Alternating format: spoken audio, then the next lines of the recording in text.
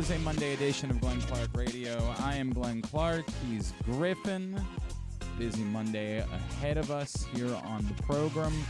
We'll talk about, obviously, a difficult weekend for the Orioles. Disappointing weekend. It's tough. I have some things to say about it, and I will, because it's called Glenn Clark Radio. Imagine if I was like, I got things to say about it, but I'm just not gonna. I'm good. You can find that on OnlyFans later today. Is that where you're at now? Well, it feels like that's the way we do anything anymore. Like we tease, and it's somewhere else. Get through the paywall, right? 100%. Imagine that. But we will talk about that. Also coming up on the program today, the Kentucky Derby was Saturday. Mage, your winner. Bit of a surprise. Largely untested horse going into the Derby. Owner Ramiro Restrepo is going to join us today to talk about the Derby. Was not fully committal about the Preakness just yet. Let's see if maybe we can get him to do that here this morning. It'd be really nice if that worked out that way. He was like, yeah, you know what, I'll tell you guys. That's where we're going. That would be great.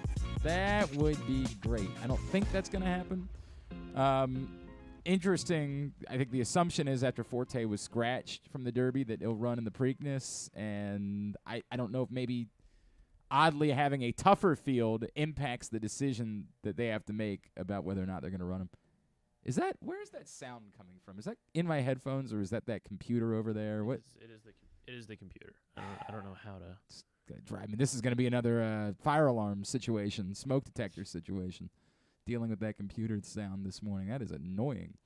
All right, yeah. Ramiro Restrepo, owner of Mage, is going to join us this morning, and we are going to catch up with Larry Stewart, of course, Coppin State basketball legend, and now he has returned to his alma mater where he will be the head coach.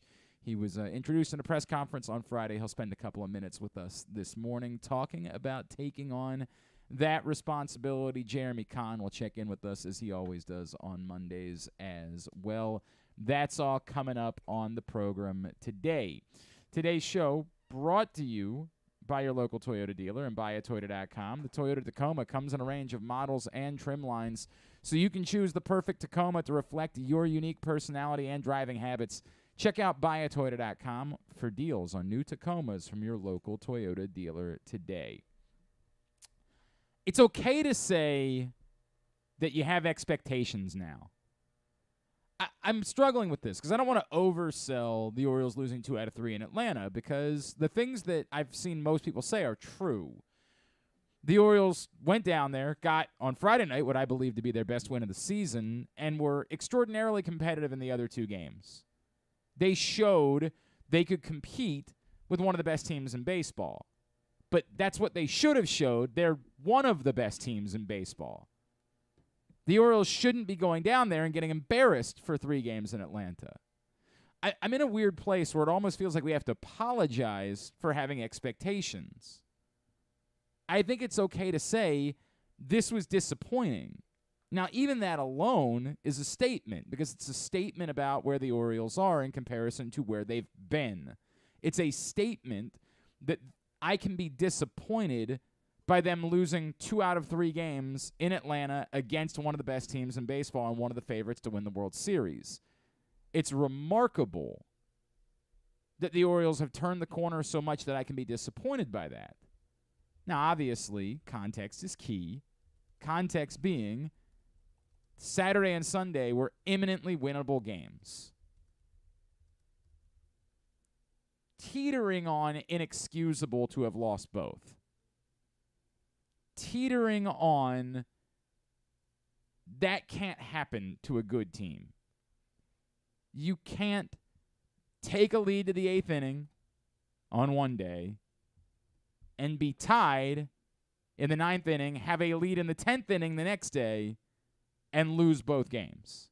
Good teams aren't supposed to do those things. And again, that doesn't mean the Orioles aren't a good team. It means that we should be disappointed. Even if we don't necessarily believe the Orioles are World Series contenders, if we think they're a good baseball team and a true playoff contender, those circumstances shouldn't play out. You shouldn't be going 1 for 14. 1 for 14. with runners in scoring position. That type of stuff shouldn't be happening, no matter who you're facing. It's okay to say that's inexcusable. All you needed to do on Sunday when you weren't facing Spencer Strider, when you weren't facing Max Fried, all you needed to do was score 2 runs in 9 innings, and you would have won a series on the road against one of the best teams in baseball. It's okay to say, that's disappointing. That shouldn't be happening. Whatever it is that you want to say in order to describe it. It's okay. We don't have to apologize for having expectations for this baseball team. Now, to be abundantly clear, this doesn't mean that I suddenly think the Orioles are ready to go into a tailspin of some sort.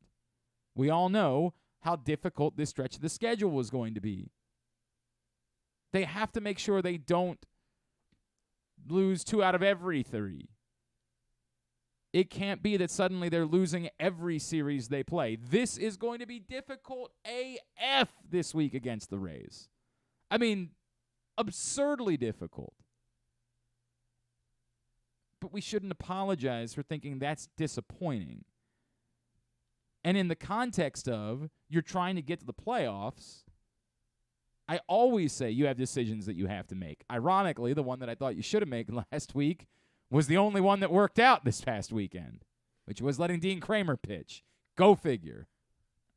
Go figure, that being the thing that worked out remarkably. And again, probably buys him at least a couple more starts. I'm not mad about it. I'm glad. I wish that anybody else could step up the way that Dean Kramer stepped up. Although Tyler Wells pitched well yesterday. Let me be fair about that. You're facing Shane McClanahan tonight. Good luck. Good luck. Although you were facing Max Fried on Friday night, and you won that game. So I don't know. I have no idea what to make of it. The bummer on the Saturday night thing is that if they win that game and clinch the series win, and again, it wasn't absurd to think they could have come away with a sweep. I feel like that Adam Frazier hit would have been a particularly memorable one for some time. I feel like it would have been one we would still been thinking about into the summer. It was Rougned Odori. Like, I don't know what this guy is, but damn if he doesn't come up with big hits and big moments. And on a night where the Orioles could not break through against Spencer Strider, that of all people, Adam Frazier was the one that delivered for them, was kind of wild. There are issues. Gunnar Henderson's an issue. We can't ignore it. Gunnar Henderson's an issue. How do you solve it? I don't have that answer just yet. There are opinions. I know our buddy Paul Valley from the Bat Around was talking about the comparison to once upon a time sending Cedric Mullins down. Gunnar Henderson is a far more revered, thought-of talent than Cedric Mullins was. There's no real comparison between the two. Now, Cedric Mullins is obviously proven to be a quality Major League Baseball player, which Gunnar Henderson hasn't done yet. But from a talent standpoint, there was reason to doubt what you had in Cedric Mullins. The assumption was not that Cedric Mullins was going to be Adam Jones. Certainly no one thought that he was going to be a 30-30 guy, but that hasn't, that's not a reasonable standard for Cedric Mullins. I don't think that you can send Gunnar Henderson down. Certainly not yet. Not for a while. Now, we get past Memorial Day and you're still having this conversation. I think we can talk then. I mean, if it's still this bad, if he still looks this lost at the plate, you get past Memorial Day, and in particular, other guys continue to perform. Jordan Westberg continues to perform. Joey Ortiz continues to perform. Then I think that's a relevant conversation that has to be had. I'm willing to give him a bit more rope because the belief is that his talent is so overwhelming. And because even as he's looked befuddled, and let's be fair, it's been bad. But even in those moments, you still every now and then see what it is that everyone has seen in Gunnar Henderson and the reason why he rose like a rocket through the system. let's also be fair. Despite the fact that he's hitting at just 176, he's still getting on base at a 342 clip. That's not nothing. That's not, you can live with that. You can survive that. But you have to monitor it. Gunnar Henderson's a problem. You need guys that on-base percentage doesn't help when you're going 1 for 14 with runners in scoring position. As much as we become obsessed with on-base percentage over the years, and I'm not trying to say that it's irrelevant, it's significant. But yesterday, you needed somebody to come up with a hit. With the bases were loaded, someone needed to deliver a hit. And a guy hitting 176 probably isn't the best option for doing that. Might be a better option than Kyle Stowers, who's hitting worse than that. He's OPSing at a 650 level. That's not, we can understand why if we don't just look at on-base percentage and we look at more greater numbers, it's not good enough. You can't just excuse it. I think it's enough to get him a pass for now to say, hey, it's not a complete disaster, but we have to acknowledge there's a problem there. And at some point, that problem has to be dealt with if it doesn't change. The deeper you work into a season, that's the decision that you make when you're a team that's trying to win. Sometimes you sign a catcher to like $1 billion contract in the offseason, and you say, we're going to let him play outfield now because this ain't working. Although I guess they're not going to do that in St. Louis. It's very, very strange. Although he's not going to catch either. It's a very weird bit. They said they're not going to let him play outfield, actually? Yeah. They went back on it? They went back on it. Okay. But they're also still not going to let him catch. It's a whole weird, I don't know. It's a weird bit, man. It's a very weird bit. Sometimes a DH is worth, I guess, a lot of money. Yeah, $1 billion, whatever it was. What are they? They've won 12 games this year? Something like that. Yes, correct. And look, the decisions that the Orioles have to make also line up with monitoring how guys are performing. It was around this time last year that we started to have itchy trigger fingers about Adley Rutschman, right? And, of course, he arrived on Preakness Saturday. Well, we're 2 weeks away from Preakness Saturday. So the question is, should we be starting to have a similar conversation about, say, a Colton Cowser, which isn't as prominent as the conversation that we had about Adley Rutschman a year ago, but is still relevant. It's a top 5 pick in the MLB draft. It's a guy that's worked his way through. It's a guy that's performing at the level that he's at. At some point, do we talk about it? I'm not telling you there's an answer because the same on the flip side of that conversation is, well, who goes? And while you would say, well, Kyle Stowers goes. Kyle Stowers isn't playing every day. So are you bringing up Colton Cowser to not have him play every day? Are you bringing up Colton Cowser to convert Anthony Santander into a full-time DH? It negates his arm, which, as we know, is quite relevant, right? Who was it the other day that wouldn't come home because – oh, no, there was it a second to third? His arm was the reason why the Braves didn't move a runner over. It might have happened during yesterday's game where I wasn't able to pay as much attention because it was going on while I was doing a radio show. Thanks a lot for that. But you negate his arm if you take him out of the lineup. Or sorry, if you move him to a full-time DH. So is that what you want to do? Also, then what do you do on days where Adley Rutschman's DHing? Who's out of the lineup on those days? Some of it, the problem can solve itself. I'm not suggesting that you can't come up with solutions for it. But you're starting to run into that next kind of phase of this, where the decisions aren't quite as easy as they were when it was Adley Rutschman replacing Robinson Chirinos. And we all said, yeah, cool. Right, please, do that last week. As soon as we possibly can, let's have him here. These start becoming a bit tougher.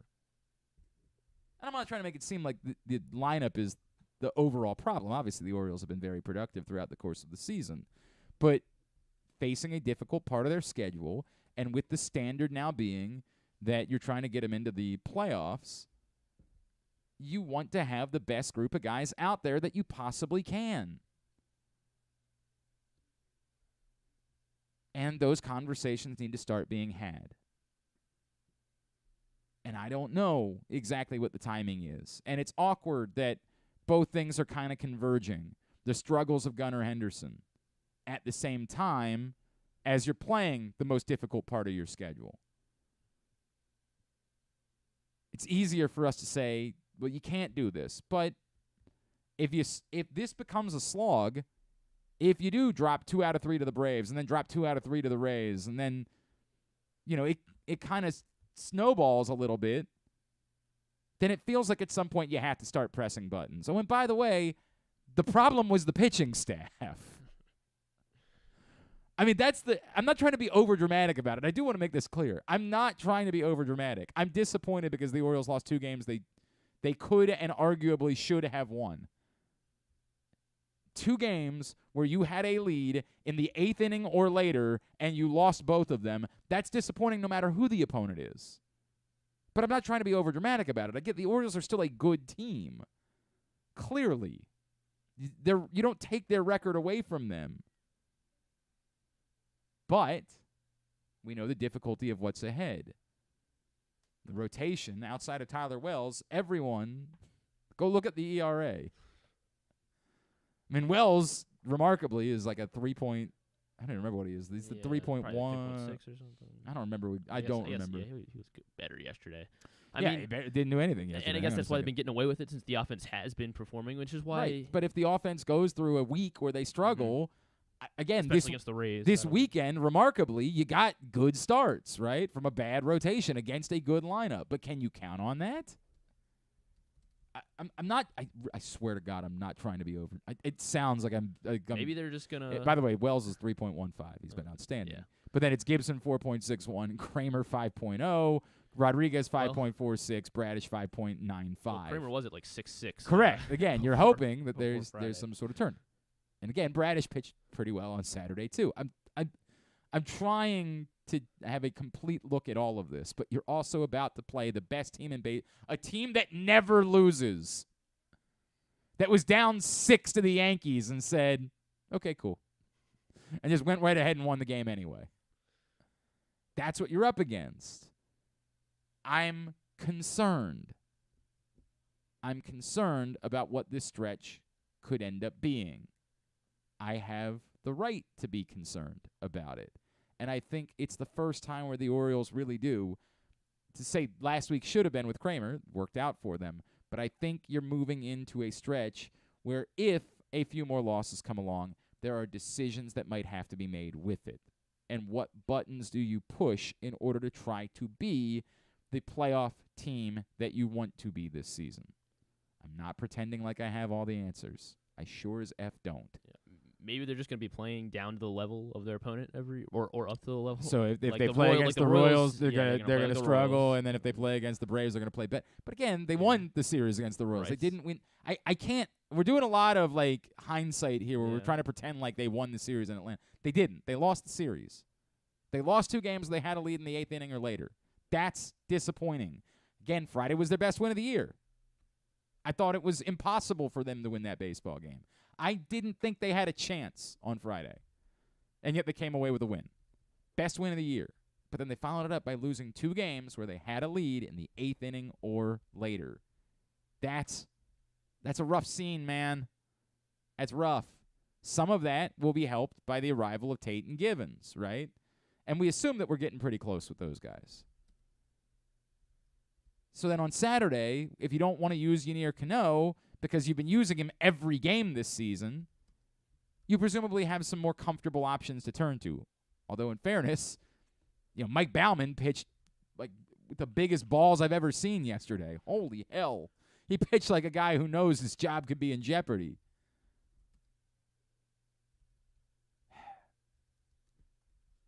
Austin Voth has pitched better of late. Yeah. It's not easy now making these decisions. I don't know. By the way, Stan the Fan, Ross Grimsley, and Luke Jackson are going to get together a little bit later on today at 6 o'clock on Facebook Live, facebook.com/PressBoxSports. And they're going to talk about that topic. What do you do? Who goes in order to make room for these guys? They're going to dive into some of these same conversations that we're having. And, of course, those are smart fellas, Stan the Fan, Luke, and Ross. So you want to make sure that you're checking that out, facebook.com/PressBoxSports. youtube.com/PressBoxOnline if you miss it live, or PressBoxOnline.com/video. All of the various ways that you can watch that. Trying to be reasonable, trying to have that conversation. By the way, we'll preview Orioles-Rays. Doug Waechter, former MLB pitcher, now he's part of the Rays broadcast crew. He's going to join us here in the 11 a.m. hour to discuss how it is that the Rays have been so bloody unbeatable this season and what we could expect this week as they come to Baltimore for 3 games starting tonight. Again, McClanahan, as I mentioned, on the mound tonight to open up the series. Go get 'em, boys, against Kyle Gibson. Again, they beat Max Fried on Friday night, so why not? And then the rest of the week, tomorrow night, Zach Eflin against Grayson Rodriguez, and Yanni Chirinos against Dean Kramer on Wednesday. You want to grab a break? We'll grab a break. Scheduled to be joined by Ramiro Restrepo, owner of Mage. Oh, what? You good? I don't have the break downloaded yet. Oh, good. It's always good to be prepared. If there's anything I say, it's that nice to have prepared for the show ahead of time and to not have things like this pop up. Good? It's Glenn Clark Radio. The All-America Senior Game powered by New Balance will be back at Johns Hopkins Homewood Field on July 29th. The most decorated girls and boys lacrosse players in the country have been invited to play in what is the premier lacrosse event of the year. Every college coach wants their players in this game, and if you dream of being in this game, you start by trying out for one of your regional underclass teams this summer. The best against the best. Get your tickets now at allamericalacrosse.com. The Orioles are off and running, out to prove that last season wasn't a fluke, and they are one of the best teams in baseball. Hi, I'm Paul Valley, host of the Bat Around for PressBox. Tune in every Saturday from 10 a.m. to noon as Zach Goodman and I break down every Adley bomb, every Tony Tater, and every save from the mountain. Like a warm hug from Rutschman, the Bat Around has you covered with all things Orioles as we embark on what's sure to be a magical summer in Birdland. So tune in every Saturday for the best in Orioles coverage right here on the Bat Around. Whether your focus is luxury and comfort, convenience and technologically advanced connectivity, or sporty performance and aggressive styling, we've got the perfect Highlander for you. Check out buyatoyota.com for deals on new Highlanders from your local Toyota dealer today. Hartford Community College in Bel Air, Maryland, along with the National Junior College Athletic Association's Region 20, will host the 2023 NJCAA Men's Lacrosse National Championship May 13th and 14th at Hartford Sports Complex, 401 Thomas Run Road in Bel Air. Semifinals are on Saturday, May 13th. The National Championship is Sunday, May 14th. Catch the action for $10 each day. Tickets will be available in advance or at the gate on game day. Qualifying teams will be announced.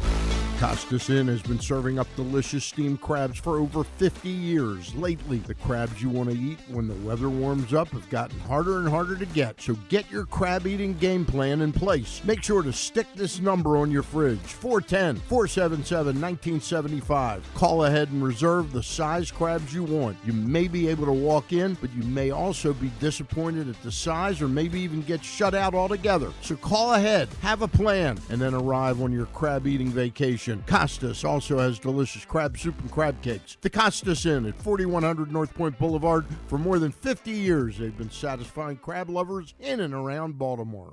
If you need more of Glenn, you can also hear him every Sunday with Rita on 105.7 The Fan. But also, if you need more of Glenn, what's wrong with you? All right, back in here on GCR. If you missed it on Saturday, I don't know who would have missed it, but what a day it was down in Louisville. The Kentucky Derby, the 149th, won by Mage, a horse that didn't have a ton of experience. I don't think a lot of people really knew what to expect from Mage.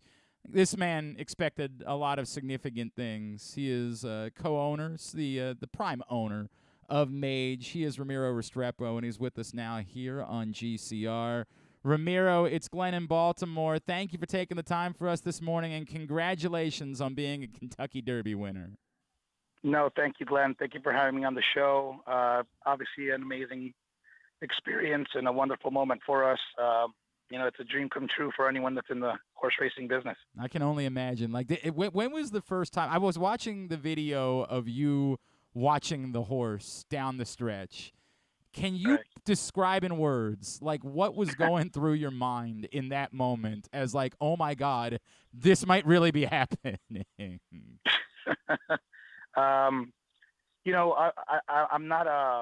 lucky that I come from a family, 5 generations of being in the sport. So the ins and outs and the intricacies of the game are second nature. And, I'm not just like a casual sports fan that stumbled into horse racing, luckily. So for like 90% of the race, I was just calm and more focused on the horse's positioning and the time. They were going really fast for what was expected going into the race. So the pace setters were just flying up there. And I was making a mental note of that. Normally when that happens is then the last 400, 600 meters of the race, those speed pace setters start, coming back to the pack, and those middle to the back of the pack horses start coming. So while all that's fine and dandy, if your horse isn't making that forward run, all this is for nothing, Right, And right. On that turn, when they turned for home and I caught his white face, that white blaze that he has, 5 wide, making that move, then I just started. I think myself, friends, family, and we're such a diverse group of partners in the horse, and we have so many friends, the support and love from so many people. I think we have like 1,000 virtual jockeys, and everybody was bringing them home, which is just phenomenal, man. And that video that America's Best Racing caught me with was as they turned for home, and if you're in the stands, you can see his head pop, in that forward group. And that was just bringing him home, Glenn. That's awesome, man. It was so cool to see it. The joy is overwhelming. See, and this is where you and I are different, because I'm more of a pessimist. And when Angel of Empire starts making the move, you look at me like, oh, no. Like, I would be that guy, whereas you were unbridled, man. That was so cool to see. It was an awesome video. Ramiro, there's so many things that fascinate me about. I mean, there's a bit of a local connection, right? Before we even get to talking about the Preakness, it's that you came across this horse right here at Fasig-Tipton in Timonium. Can you tell everybody the story about being up here and why this horse was one that you said, I want a shot with this guy? Sure. Outside of Baltimore in Timonium, the sales company Fasig-Tipton holds a 2-year-old horse sale every May. And it's during this exact Preakness week to kind of take advantage of the critical mass of people that are already in town, for the race, kind of just capitalize on that momentum. And it's basically like an NFL combine that the horses are run through. They run a 40-yard dash, and then they're put through physical and medical exams and a pseudo interview process to put them on your Mel Kiper big board, and myself and my business partner, Gustavo Delgado Jr., who's the assistant trainer as well. We've been working together for about 3 years now, trying to raise his profile as a racer, as a trainer, and to raise my profile as what we call a bloodstock agent, which is, like the general manager of a sports team per se. Okay. And we work the sale, which you go look at all these potential prospects, and unfortunately our team doesn't have the budget for first and second round draft picks. So you start immediately looking at the offerings, the catalog, where all these prospects are in the sale, and you start kind of filtering out what you won't be able to afford based on how fast their 40-yard dash, aka their breeze, was, and by their bloodlines that and their previous purchase prices, because some of them are being put in the sale as resales from when they were younger. And we came up with a big board of a handful of horses. He was at the top of the list. We waited for him to go into the ring, and off we went bidding, and we went a little over budget, but worked out. things work out, and after the sale, I brought in 2 other racing entities, 2 other partners that have had success in this industry, and I made a group of the Four Horsemen, and we all partnered together, and it's been a magical ride since. You guys don't walk around with your four fingers up in the air, do you now? Like, is that? Well, I've been known to do the Ric Flair woo, Woo! and but it's quite entertaining. Amongst ourselves, we laugh and we kid, and it's a great dynamic amongst the group. That's awesome, man. Ramiro Restrepo, owner of Mage, with us here on GCR after the Kentucky Derby as we start looking ahead. Ramiro, you guys didn't run Mage a ton, right? That was so much of the story coming into the Derby, is so many of the folks that we talked to couldn't fully have a feel for what to expect because Mage hadn't run that many races. Can you take me through the strategy and why you guys were confident that it was the right thing to do and you could win the Kentucky Derby despite maybe having a little bit less experience than other horses? Right. There was never anything that any reason why we held him back from running at 2, other than it was just the time necessary to develop him to be, in our estimation, ready to make his debut. Some horses, this is just like football. You can draft a player to be a quarterback, and in practice, you'll know, is he ready to be a day one starter, or does he need a redshirt year? And it's not necessarily that he's done anything wrong. It's just that he needs the maturity, both mental and physical, to be ready to get on the field. And he just needed that time to develop, and we don't do the trial by fire and just throw him in there and have him get sacked or throw picks. We literally just take our time, and we deemed him ready to run actually by October, November, but he was in Kentucky and the weather was getting a little iffy. And the last thing we wanted to do was play in a mud bowl, race 1. Since Miami is home for us and there's a big racetrack there, we just figured, you know what, let's take advantage of the beautiful, like the snowbirds do, take them down to Miami. And then, of course, the shipping halfway across the country, is like all of us to get a little jet lag. It took a little time just to, power up from that trip from Kentucky to Florida and to get used to the new racetrack. And, the racetracks, they release a schedule several weeks in advance that gives you the races that are available. So you can start now making, a goal. Okay, well, there's a race on X day. We're 4 or 5 weeks out or 3 weeks out. Let's point for that one. So while in theory, if it would have been a beautiful sunny Kentucky fall in October, November, heck, we could have just run here. But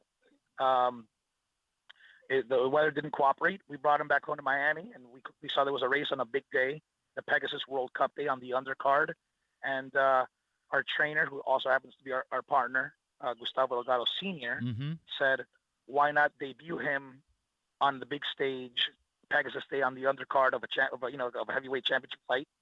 And we did so, and he won. And then from there, he did run every month. He ran at the end of January, at the end of February, and then like the first weekend in April. So he did, once he started running, we never missed a beat. He just progressed. The thing is that he didn't have that foundation on his resume like a lot of the other horses did, where they ran last year, and there was maybe a little more for the experts and the analysts and the horse players to kind of say, oh, these horses have all this foundation and gain the experience.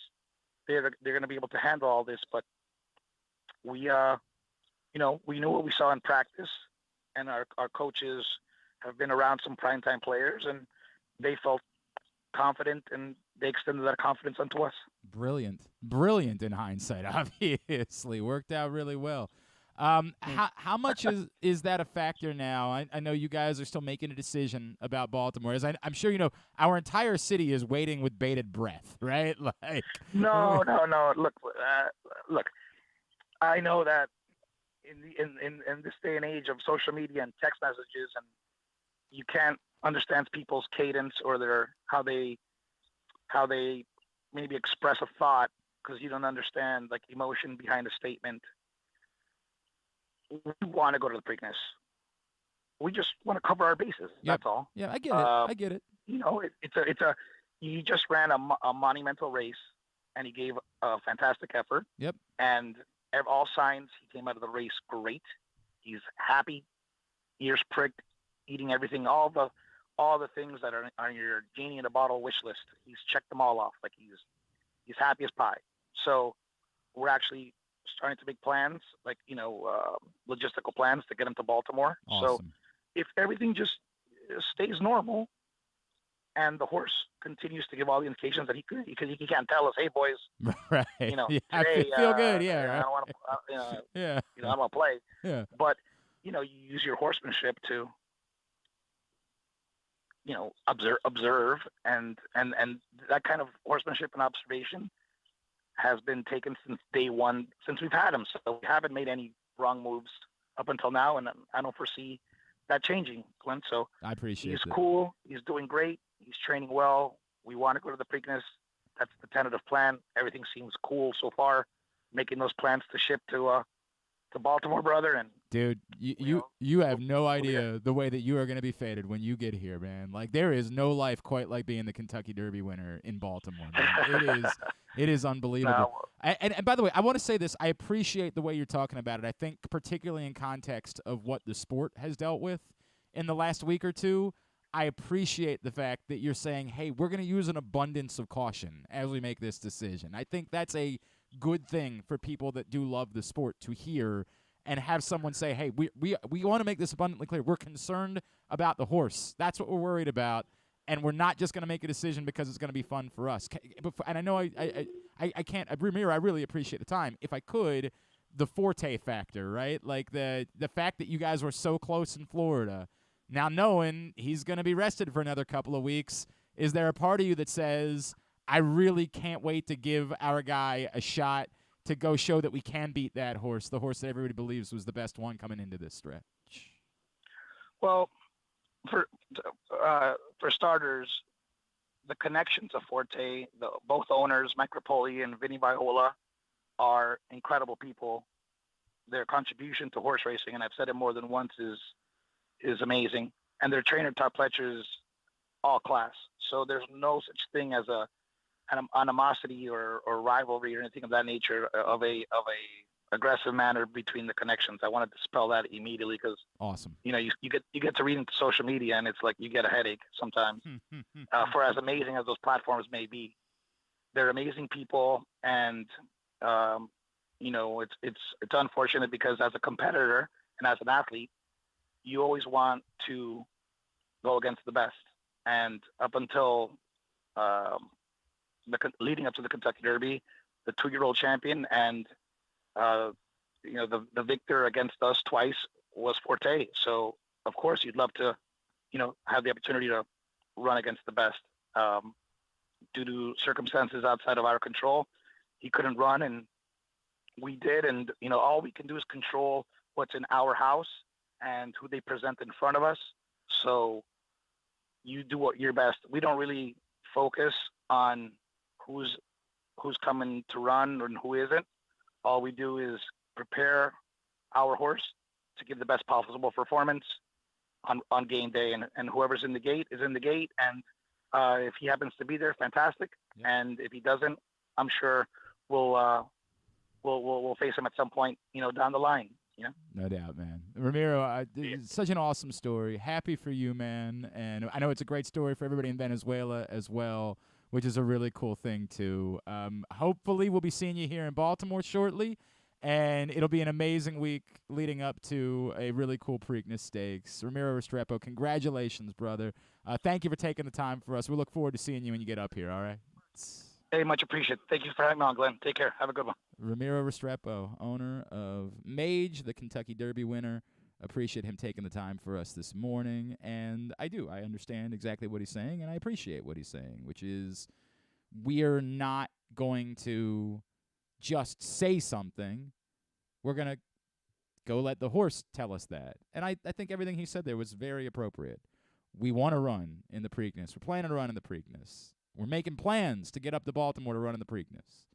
As long as the horse continues to respond the right way, we're running in the Preakness. Perfect. If, again, you've been following what has been a very difficult week or two for the sport, I think that is a comforting thing to hear someone say, not an alarming thing. And if they say, hey, we don't like how he responded, it will be disappointing for us. Obviously, it would take a ton of juice out of the Preakness, but it would still be the right thing to do, and I would appreciate that given the context of a number of horse deaths in recent weeks. I don't want to see that you're just running a horse out there for the sake of it because you think it would be more fun that way and risk the safety of the horse in the process. Good stuff from Ramiro Restrepo, owner of Mage. And yes, the big story on Saturday was that Forte, the favorite, was scratched by the state. They came in, they didn't like what they saw from the horse, and they said he couldn't run.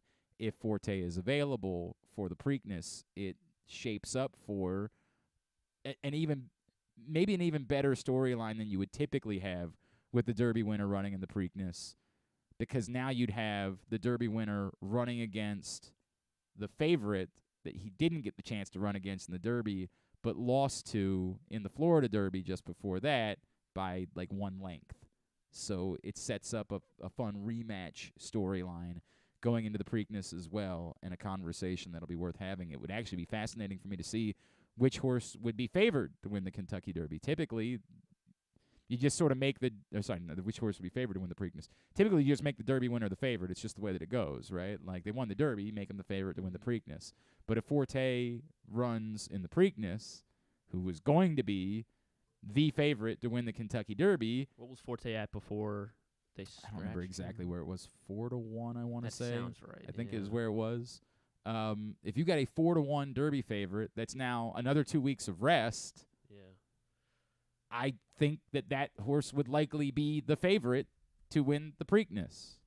I mean, I think it'd be close between the two of them, but I would expect that Forte would become the favorite to win the Preakness from a betting standpoint. So we'll see. Obviously, a lot to be learned between now and then, but appreciate Ramiro Restrepo. And if you have not seen the video of, I'm going to retweet it right now. Yeah, I think I quote tweeted it. Did you? With okay. one of his quotes. Perfect. Yeah, It's so great. I mean, it's just such a cool, moment. I've had that feeling before. Like, my wife's into horses, right? Like, that's her thing. And every now and then, it's not racing that's her thing. It's equestrian is her thing. And every now and then I'm like, could you just maybe get into racing? Because, I could see myself being that guy. I could be the guy that owns the horse. I'd be all right with that. That would be a path that I could take. But I don't know about this whole, equestrian thing. That's not really, I don't think it's ever going to be for me. I don't know, man. I appreciate the 5-star. That's a cool thing. I just don't know. It's never gotten the interest for me the same way. All right, we're in hour number 1 of today's program. In just a couple of minutes, we're scheduled to be joined by Larry Stewart, Coppin State basketball coach here on GCR. Today's show is brought to you by A.J. Michaels, expert and award-winning A.J. Michaels. Heating, AC, plumbing, and home performance will improve your home's energy efficiency and comfort levels. AC season is coming up fast. New rebates and discounts are available. More at ajmichaels.com. Quickly, some responses that came into the Orioles conversation we were having. Matt Torper says, Gunnar needs help. Can't hit junk pitches to save his life right now.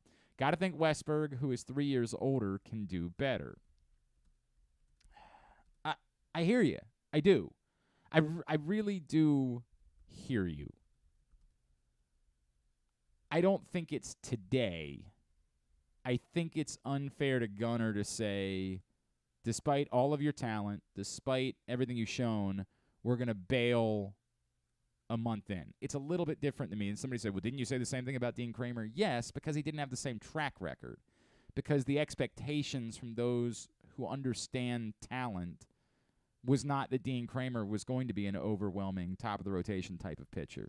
So I'm less inclined to give as much time to Dean Kramer as I am to give to Gunnar Henderson. But I get the argument. The argument is, at some point, what more does Jordan Westberg have to prove? And if the guy that you have up while you're trying to win is scuffling, what are we doing here? By the way, this is the person that if we need to make a phone call, make that phone call there. And don't give it too long since we have other things to do. Give it another minute or two, and then go ahead and make that call. I get it. I really do. I understand. And my answer would probably be that I think Memorial Day is the date that I say that's got to be a cutoff. And maybe it needs to be sooner than that. I mean, if the offense really does scuffle over the course of the next 2 weeks, maybe it's Preakness Day. Maybe that does become the answer. I do think at this point that Gunnar Henderson has to be under the microscope. Like, I think there's no debate about that. I think you have to be acknowledging what's going on, acknowledging that it's a problem, and particularly a problem for a team that's trying to compete, and that you might have a good solution ready to go behind him. I think all of that conversation needs to be happening. When do you expedite the decision? I mean, if they did it this week, I would say that's fine. I'm never going to be opposed to doing anything in the name of winning. I'll never be opposed to trying to be aggressive in the name of winning. But at the same time, I do think you have to make decisions reasonably. So that's where I am. If they do it, I ain't going to be angry about it. I'm going to say, good, make a decision to try to win. But if they don't make the decision for now, and they say, hey, we want to wait this out a little bit longer, I will think that to be reasonable. That's where I am with Gunnar Henderson at the moment. I get it, though. I completely understand. From Tony. Tony says, Glenn, I appreciate the way that you're discussing this. I think the Orioles had what was a positive weekend, but not necessarily a good weekend. I think they're still a team that we can have faith in moving forward, but I think it's time to recognize that if they're going to make a push to the playoffs, there are multiple warts that they need to overcome, and whether that's with the guys they currently have, giving them time to get better, or making moves. Yeah, I mean, Tony, I understand where you're going with this. I'm just going to cut it off right now. Trades aren't happening. They don't happen in May. You can pick up somebody's junk. You can go get somebody's Austin Voth. You can do what they did with Luis Torrens. You can claim someone else's trash whenever you want. But the impact trades that you're talking about, the guys that can be difference makers, those moves can't be made right now. Those moves you can't make until at the earliest June. And I was talking to John Heyman yesterday, of course, MLB Network, and he was like, and you have this ironic situation this year where the teams at the moment that are off to bad starts are either good teams on paper that we don't think are ready to give up, or teams that simply don't have anything, like the Oakland A's. Like, you can't call the Oakland A's and say, hey, can you help us out and send us a piece right now? They have no pieces. And that makes this complicated. Like, Stan's talking about Eduardo Rodriguez, but the way the Tigers are playing, do they look like a team that's going to be ready to move on from Eduardo Rodriguez? Which isn't to say I don't want him. It's just that's sort of the nature of the beast. Let's switch gears here on GCR this morning. Really excited for our next guest, who is getting his opportunity to be the head coach at his alma mater. He is a Coppin State legend, and now he is the new head coach for the men's basketball team at Coppin. He is Larry Stewart, and he is with us now here on GCR. Coach, it's Glenn in Baltimore. Congratulations on taking the reins of the program. Thank you so much for joining us this morning. Oh, man, no problem. First and foremost, I want to thank you for having me on, and, just looking forward to this opportunity, and I appreciate you, giving me this opportunity to speak with you today. It's so good to chat with you, Coach. Can you just sort of take me through? I know I heard some of it come out in the press conference on Friday, but what your emotions have been, right, on this journey to get to this point, and as you've tried to crack through and get this opportunity for it to come at your alma mater, at a place that you once led to an NCAA tournament. I know how much you care about it. What did it mean to you to get this moment to be named the head coach? Oh, man, it means everything, and it's just more proof to me that, if you just stick to it, you put your head down, you continue to work hard, you grind, that your dreams can come true. And so there's pretty much no words, to describe how I'm feeling. Coppin is where I grew up, and it taught me a lot. The city of Baltimore taught me a lot, and I've made this my home. And so this opportunity, man, I'm just ecstatic and just looking forward, to being a vessel for these young men. You, maybe more than anybody else, the uniqueness of a job like Coppin, right? Like, it's not like other guys that maybe have taken this post-Fang where they can't quite understand it. That even amongst HBCUs, it's a different job, right? Like, it is a tougher thing to do. Did that cross your mind at all in this process? Why are you ready for the unique challenge that being the head coach at Coppin presents? Well, I mean, first and foremost, God is good, right? And so he has prepared me. First, he opened the door for me at Bowie State, CIAA school under Coach Brooks. And, when he first, it was his first head coaching job at his alma mater. And so I got to learn under him and build a program there first and foremost at Bowie State. And so we turned that around and, won a couple of championships. And then so God, in turn after that, opened another door for me to, go and get an opportunity to be an assistant at a Division I program, which was Morgan State. And so I got to learn from another great coach, who has, won MEAC championships. And so in Coach Todd Bozeman. And so, I just think that God has opened all the doors for me and to prepare me for this moment. I've had some great mentors, as a player, and as working for some coaches who are just great coaches and, gave me the opportunity to, learn and grow. Did you share a conversation in the last week with Fang at all? Yes. I've spoken with Fang on several occasions. He's given me some great advice. So yes, I'm in contact with Fang, also in contact with Coach Brown. And so, again, man, I just say God is good because, these people are just still in my life, and they're still teaching me things to this day. What is it that again, Larry Stewart is with us. He is, of course, now the head coach at Coppin State. We're chatting with him on GCR. What is it that you would say you do as a coach that maybe most reflects that time that you spent with Fang? Like, he's such a larger-than-life figure in this area, right? We have such reverence for Fang. As a coach, what do you do that when you do it, you're like, man, that's just Fang coming out in me. Like, what is it in you as a coach that most resembles Fang Mitchell? Well, I would say, a lot of people don't, they assume that I'm quiet, which I am. I'm just a humble guy, but in between the lines, I'm just a different character, So I would say I get that, some of that energy and some of that toughness for sure from, having to first of all go through a Fang practice and, have them yelling and getting on you and stuff like that. And then, I know for sure I'm going to get that, get that from him and also from Coach Brown, that toughness, that, never quit attitude, that I always want the best, to come out for these young men.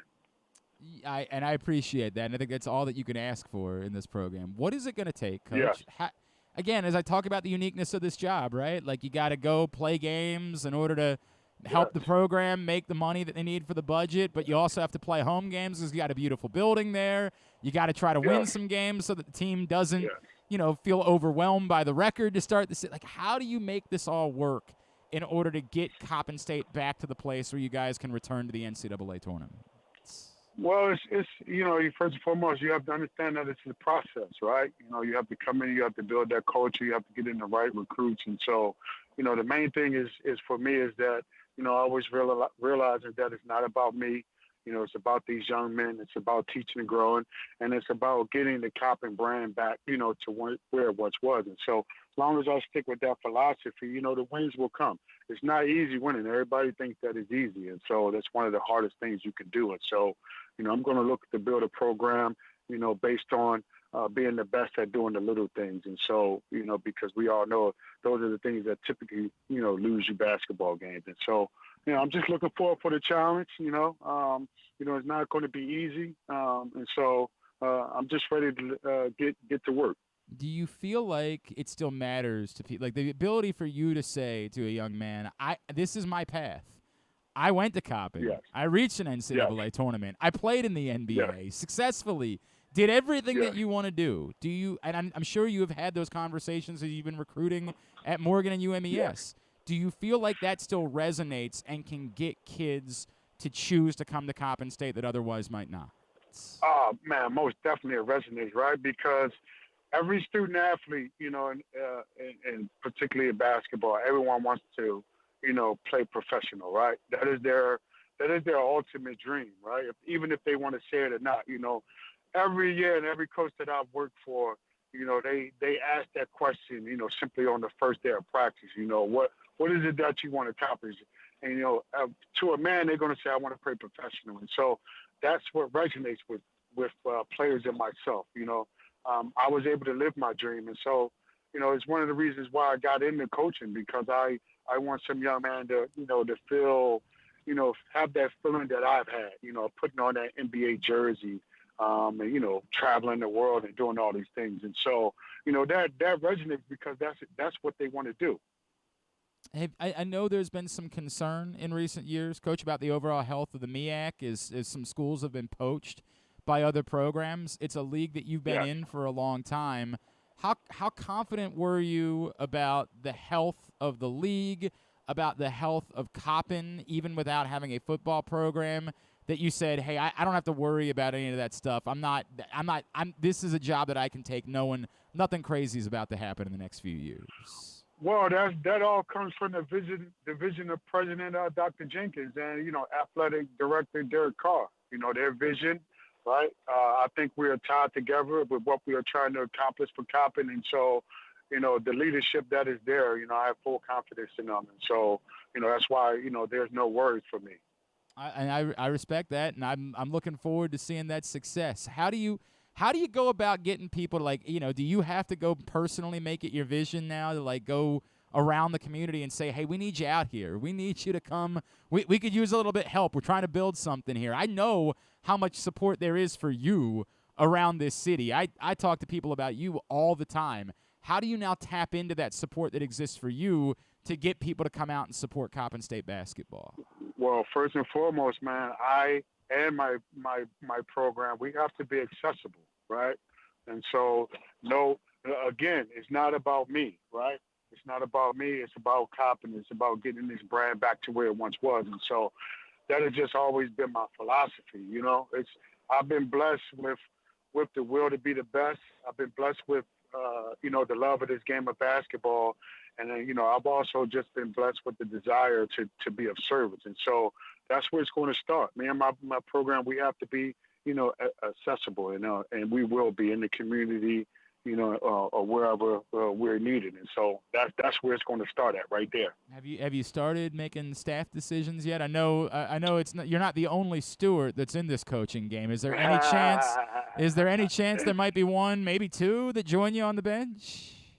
Yeah, you know, I am, you know, actually I will have my, you know, I still haven't officially, you know, started yet. And so I'm working through that process right now.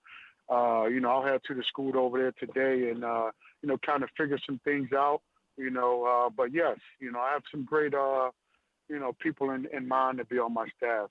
Just have to, you know, figure some things out first. I understand that. Coach, could you just, before I let you go, was there a moment that you know, when you were back, once it was official, once the job was yours, did you have a moment on campus? You know, obviously the building's not where you played, right? Like, that's changed a lot over the year.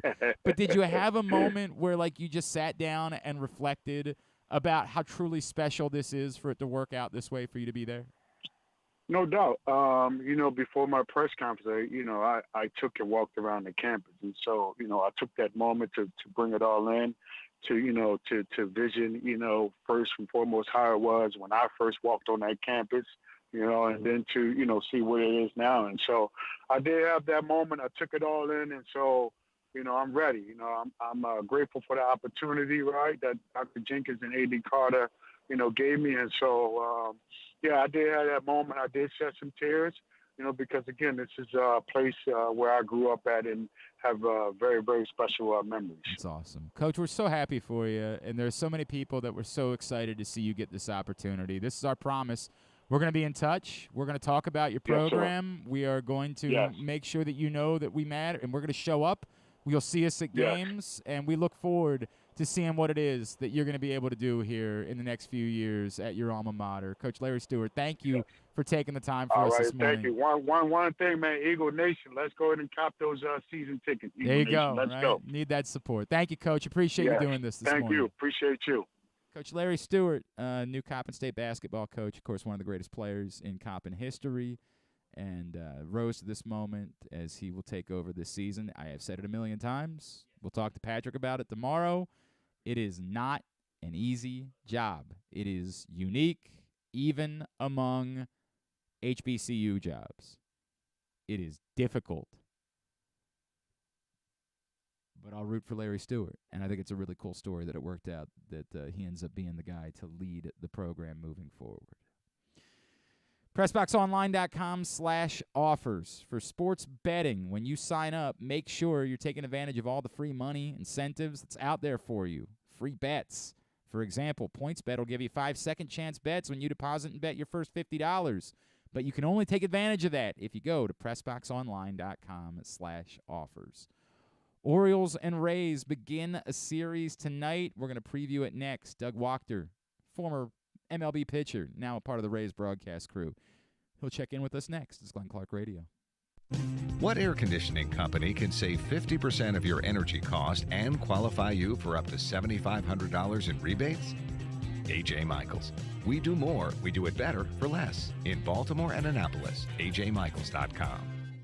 The latest edition of Press Box is available now. On the cover, Luke Jackson looks at the pipeline of talent still to come for the Orioles, diving in on last year's #1 pick Jackson Holliday and other top prospects like Colton Cowser, Heston Kjerstad, Kobe Mayo, and more. Also inside, Todd Karpovich profiles Orioles pitcher Kyle Gibson, and Bo Smolka breaks down what progress would mean for the team's 2022 draft picks in their second pro season. Press Box is available for free at over 500 area locations, including 60 Royal Farm stores, and you can always find the entire edition as well as the best daily coverage of the Orioles, Ravens, and Terps at PressBoxOnline.com.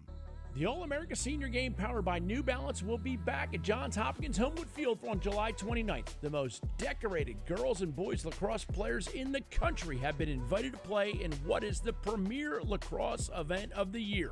Every college coach wants their players in this game, and if you dream of being in this game, you start by trying out for one of your regional underclass teams this summer. The best against the best. Get your tickets now at allamericalacrosse.com. That first sip. That first bite. Start your day off right with a delicious breakfast at Royal Farms. Choose from a fantastic selection of fresh Royal Farms breakfast sandwiches and top it off with a rich hot cup of the freshest coffee in the world. At Royal Farms, breakfast is available day and night. It's the freshest breakfast in the world. Real fresh, real fast. Royal Farms. Costas Inn has been serving up delicious steamed crabs for over 50 years. Lately, the crabs you want to eat when the weather warms up have gotten harder and harder to get. So get your crab eating game plan in place. Make sure to stick this number on your fridge, 410-477-1975. Call ahead and reserve the size crabs you want. You may be able to walk in, but you may also be disappointed at the size or maybe even get shut out altogether. So call ahead, have a plan, and then arrive on your crab eating vacation. Costas also has delicious crab soup and crab cakes. The Costas Inn at 4100 North Point Boulevard. For more than 50 years, they've been satisfying crab lovers in and around Baltimore. Make the most out of every day in your Toyota RAV4. Available in hybrid or gas-only models. A RAV4 can get you where you want to go in style. Check out buyatoyota.com for deals on new RAV4s from your local Toyota dealer today. Check out PressBoxOnline.com every day to find daily winners and betting advice from Jeremy Conn. And if you want some advice about life decisions that you probably shouldn't make, here's Glenn Clark. Oh, say, have you seen all of Maryland's minor league baseball parks? PressBox is giving you the chance to check all of them out this summer. Head over to PressBoxOnline.com/contests right now and sign up to win 4 tickets to each of the local minor league baseball teams, plus an Easy Pass Maryland on-the-go transponder preloaded with $25, and a $50 gas card from Royal Farms to help you get around. You must be 18 or older, and the sweepstakes ends on June 14th. Get over to PressBoxOnline.com/contests right now in order to sign up. Hey, real quick, apparently there was a note from Peter King today. We've made the expectation that the NFL schedule will be announced this Thursday night. Peter King, apparently in his NBC Sports column, says, might not be ready yet. Which is kind of some last-minute scrambling to get the homework done. Make sure they get the right storylines for each week. I think somebody wrote a couple weeks ago they were genuinely waiting for Aaron Rodgers to be official. They were genuinely waiting for Lamar Jackson to potentially be official because it does change how many primetime games you want to schedule. The Jets or the Packers. I mean, the Packers are going to be a brand no matter what. But the Jets, or frankly, as much as we're Ravens fans around here, if Tyler Huntley's your quarterback, networks ain't signing up and saying, we need that on Monday night. We need that on Sunday night or the primetime afternoon games. So the word was that the NFL was maybe a little bit delayed in being able to put together the schedule because they specifically wanted those things to fall in place before they could. My guess is they get it all figured out in the next couple of days and they make it work so they can do the show on Thursday night. But Peter King says might not be the case. What is the case is that the Orioles and Rays are going to open up a huge series tonight in Baltimore, the biggest series these teams have played against each other in a very long time. Joining us now, he's a former Rays pitcher, part of their broadcast crew. He is Doug Waechter, and he's with us here on GCR. Doug, it's Glenn in Baltimore. It's great to chat with you, man. Thank you for taking a couple of minutes for us this morning. Yeah, of course. I mean, look, like you said, Glenn, this is the big series. Yeah. A lot of excitement. I know down here in St. Pete, Tampa Bay area, they've been looking forward to this series, knowing how good Baltimore is this year, and it should be a lot of fun. Just like everybody said, the biggest series in the American League East all season long is Rays-Orioles, just like we all knew it would be, right? Like, we nailed it before the season. Doug, that's exactly right. Doug, we all knew the Rays were going to be good, right? Like, that's not surprising to anybody, but this is insanity. This is, flirting with one of the best teams, in the history of baseball, and I get it. It's very early on in the season. How has this happened? How have we gone from this is a good team to this is damn near an unbeatable team? Yeah, honestly, that's a great question. I've covered this team for this will be my 9th year covering, being a part of the broadcast crew. And, I pitched for the team. Shoot, I pitched for them right. Back around 2003 through 2008. So, I've seen this franchise. I've seen a lot of this franchise, and this is by far the best team I've seen them put on the field. And the biggest difference, it's crazy because you're talking about an offense. We knew pitching-wise, we knew defense was going to be strong. Both those categories have been strong for the Rays, over the last 4 or 5 years. But offensively, it's been one of those stories that they just need to scrape together 3-4 runs, and, the Rays should be able to get the W. Going into this year, they didn't make really any big acquisitions offensively. Everybody was talking about them needing to go out and get a left-handed power bat. That was one of the spots they definitely needed to improve on. And so with really no acquisitions, nobody was really thinking the power or the offense was going to be that much different. And that has been the biggest surprise. The biggest surprise is the fact that they're hitting home runs at a clip that, no other team's ever done. Driving the ball out of the park, hitting with power. They're leading just about every offensive category. And you talk to Chad Mattoll, the hitting coach, who has been here for years. And you talk to him about the big turnaround, and he really attributes it to a buy-in to a new approach for, the entire lineup. And what I mean by that is he has really put an emphasis on being a lot more selective at the plate, trying to find ways to get in better counts throughout the entire lineup. And by doing so, you're seeing the Rays, the walk rate for the entire team is going up. The strikeout rate is about the same where it was last year, but the power numbers are out of this world. And so what's happening is they're finding themselves in better counts. And by getting in better counts, they're taking more calculated risks on when they could drive the ball out of the park. They're trying to lift the ball a little bit more in better counts. And you're seeing guys like Yandy Diaz go out there and have career years when you're talking about power.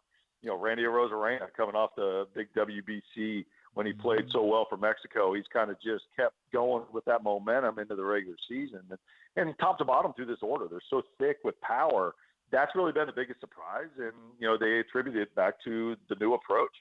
What's scary to me is that they're this good, and Brandon Lau isn't really even helping all that. I know he still hits some home runs. I don't want to say he's not. But, like, what's scary to me is that you would look at the lineup and say, there might be room for them to be even better if Brandon Lau, of course, former Terp, just kind of regresses to the mean a little bit. Yeah, it's crazy, and I love how you slid that in, former Terp. Yeah, That's beautiful. we will continue to root. We won't root for him for the next 3 days, but we'll, other than that, always root for Brandon. Yeah, he's a good dude. Yeah, but I will say you're right on point. Look, Brandon Lau has not hit his stride yet. He going in was one of the hitters that the Rays were anticipating is going to have a good year and still will most likely. But right, he is not mid-season form, and it's funny because other guys top to bottom have picked up where Brandon is down. Right, you got an order. So yesterday, I'll take this for example. This lineup's so thick. Yesterday, we're going up against the Yankees. Garrett Cole going into yesterday's game was 5-0, probably the best right-hander in the game at this point in time. Okay, we were down 6 runs in the 5th inning, and the Rays were able to get back into the game because of the power game. And the power came from the Christian Bethancourt and Jose Siri, both 7- and 9-hole hitters. So what I'm saying is basically our lineup has been so thick that you can have a guy like Brandon Lau who will eventually start hitting really well. You can have him slumping because we have so many other guys in this order picking him up from top to bottom. And, Wander Franco has been so good throughout the year. He's been one of those guys consistently hitting. Randy Arozarena, Yandy Diaz, they're all at the top. But you can't sleep on the bottom of this order because the bottom has almost been just as productive. It's scary. That is really scary, Doug, for an Orioles team that has not pitched very well this season, although it did pitch pretty well this weekend in Atlanta. Let me just, if I could, Doug Waechter is with us, former Rays pitcher, now part of the broadcast team as we get ready for Orioles-Rays tonight. Doug, the guy that we're going to see tonight technically is a Baltimore native, by the way, Shane McClanahan, although he moved when he was very, very young. He's clearly become one of the best pitchers in all of baseball. I'm going to ask the same question. How? How did it happen for Shane McClanahan over the last couple of years that he became, again, unbeatable is the word that comes to mind, just so ungodly dominant for the Tampa Bay Rays? Yeah, no doubt he has been. And look, we're trying to claim him as a native down here too. I don't blame you. I don't blame you. Right? We're trying to claim Shane. I'll tell you what happened is he's gotten to work with Kyle Snyder, pitching coach for the Rays. And, I'm biased. I know Kyle very well, and I get to watch him work every day. I think he's the best in the game. He does so well with so many different guys, but his technique and the way he works is that he gets these guys to trust him and buy into a system where you get your pitchers throwing strikes consistently with all your pitches, not really – specific guys dialing it in to certain locations, but instead, with Shane McClanahan, for instance, you get him in the zone because he has the stuff that plays in the zone. Okay. So what the Rays like to do is get these power pitchers and get them in the strike zone, get them in favorable counts. And, the analytics say that if you're getting these pitches in the zone and they're still moving the same way, then you're going to get outs. And so Shane McClanahan essentially has become a strike thrower with 4+ pitches, right? The fastball, the slider have been outstanding. The changeup is really the pitch over the last year, and that has come along the most. This is a pitch that consistently gets, in the 40 to 50 percentile in whiff rate, which is just unbelievable when you think about it. It came in about 2 years ago with that being his 4th pitch now. This is a guy who can go out there and he can be behind the count, 1-0, 2-0, and throw this changeup at any point. And when you're talking about a left-hander who sits 96, 97 miles an hour with movement, and you're talking about him being able to place, secondary pitches behind in the count for a strike, that's where he becomes so dangerous. That's where his game has upped to another level. And then you add in, this dude is so competitive on the mound. He is so strong when he's talking about wanting to win. And just his focus on the game and just to do anything to get that W. You add that personality in with his stuff, it's a lethal combination. And really, that's why he's going to be a candidate for a Cy Young after this season because he's got everything it takes to be a number one in this league.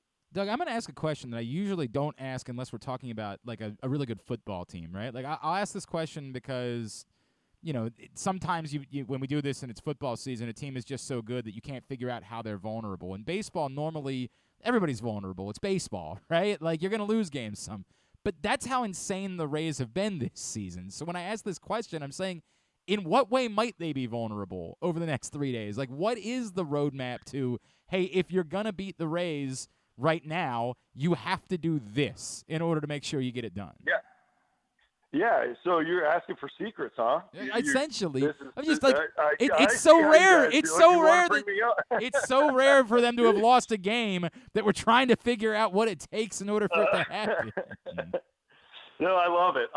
I would say on paper right now, they're still ranked very, very strong. The bullpen core for the Rays is going through some injuries and going through some issues there. Pete Fairbanks still on the IL. He's the closer. The dude hasn't given up a run, and my goodness, it's got to be over. I think it's almost 30 innings now. So you have a couple of smaller issues in the bullpen. And outside of that, I would say there really is no Achilles heel to this team. And honestly, once the bullpen gets healthy, I think that'll be a strength as well. But when you're looking just over the last, I would say week to week and a half, the one place you might be able to get to the Rays would be, if I had to pick a spot, might be that bullpen here recently. But again, that's me trying to pick a negative out of a team that has been so strong. It's still a strength of theirs. It's just not as strong as some of the other aspects of the game. Doug, before I let you go, if I could, before the season began, Orioles owner John Angelos did a press conference and referred a couple of times to his hopes that the Orioles can be the next Tampa, was the quote. And it jumped out at me a little bit because we've assumed that the Orioles wanted to be the Astros, and that's why they hired Mike Elias and Sig Mejdal and seemed to be replicating the Astros so much. And so it was a bit of a pivot, and it led to a lot of debate here in Baltimore about, well, boy, the Rays are competitive all the time, and you like that, right? Like, you want to be a team that competes constantly, but they're also a team that never really spends money. Like, they've been in the bottom third of payroll eternally. Like, they've never said, despite the success that we've had, we're going to step up and we're going to spend money. What do you make of it, the idea that a team wants to be like the Rays, the good, the bad, all of it, the idea that that's what the Orioles now are shifting their focus towards, is trying to become sort of a model of the Tampa Bay Rays? Sure. Well, I will tell you this. I don't think the Orioles are the only team, whether they're saying it or not, that want to mimic a lot of what the Rays are doing. If you look at the way that the Rays front office and staff gets hired away every single season, you can tell that just about every club along the way wants to do at least some part of what the Rays have done over the last, call it 5 to 10 years.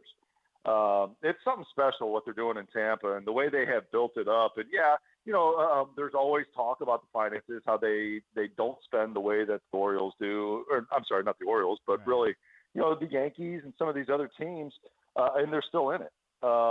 So, that being said, take the finances out of it. This is one of the strongest franchises you can find in the game of baseball. And I don't say that because they're doing so well at the major league level. I think I'm also talking really about how deep the minor league system is. And, when you're looking at what franchise you really want to follow, I think we're really lucky to be down here following Tampa because, they're built to win for now, right? But they're also built to win for the long haul. They have rebuilt this minor league system to where they replenish every single year. And so for the next, call it 5 to 7 years, there's not really a small window where you see the Rays, having to win because that window will close. I mean, at this point in time, you just think that window is going to stay open for a long time because of the way they built this franchise up. So it's easy to see why other clubs would love to have that model. And it's easy to understand that. And all that being said, I think they do ultimately understand that this year is going to be a really good chance for them to go very deep in the playoffs, if not win it all.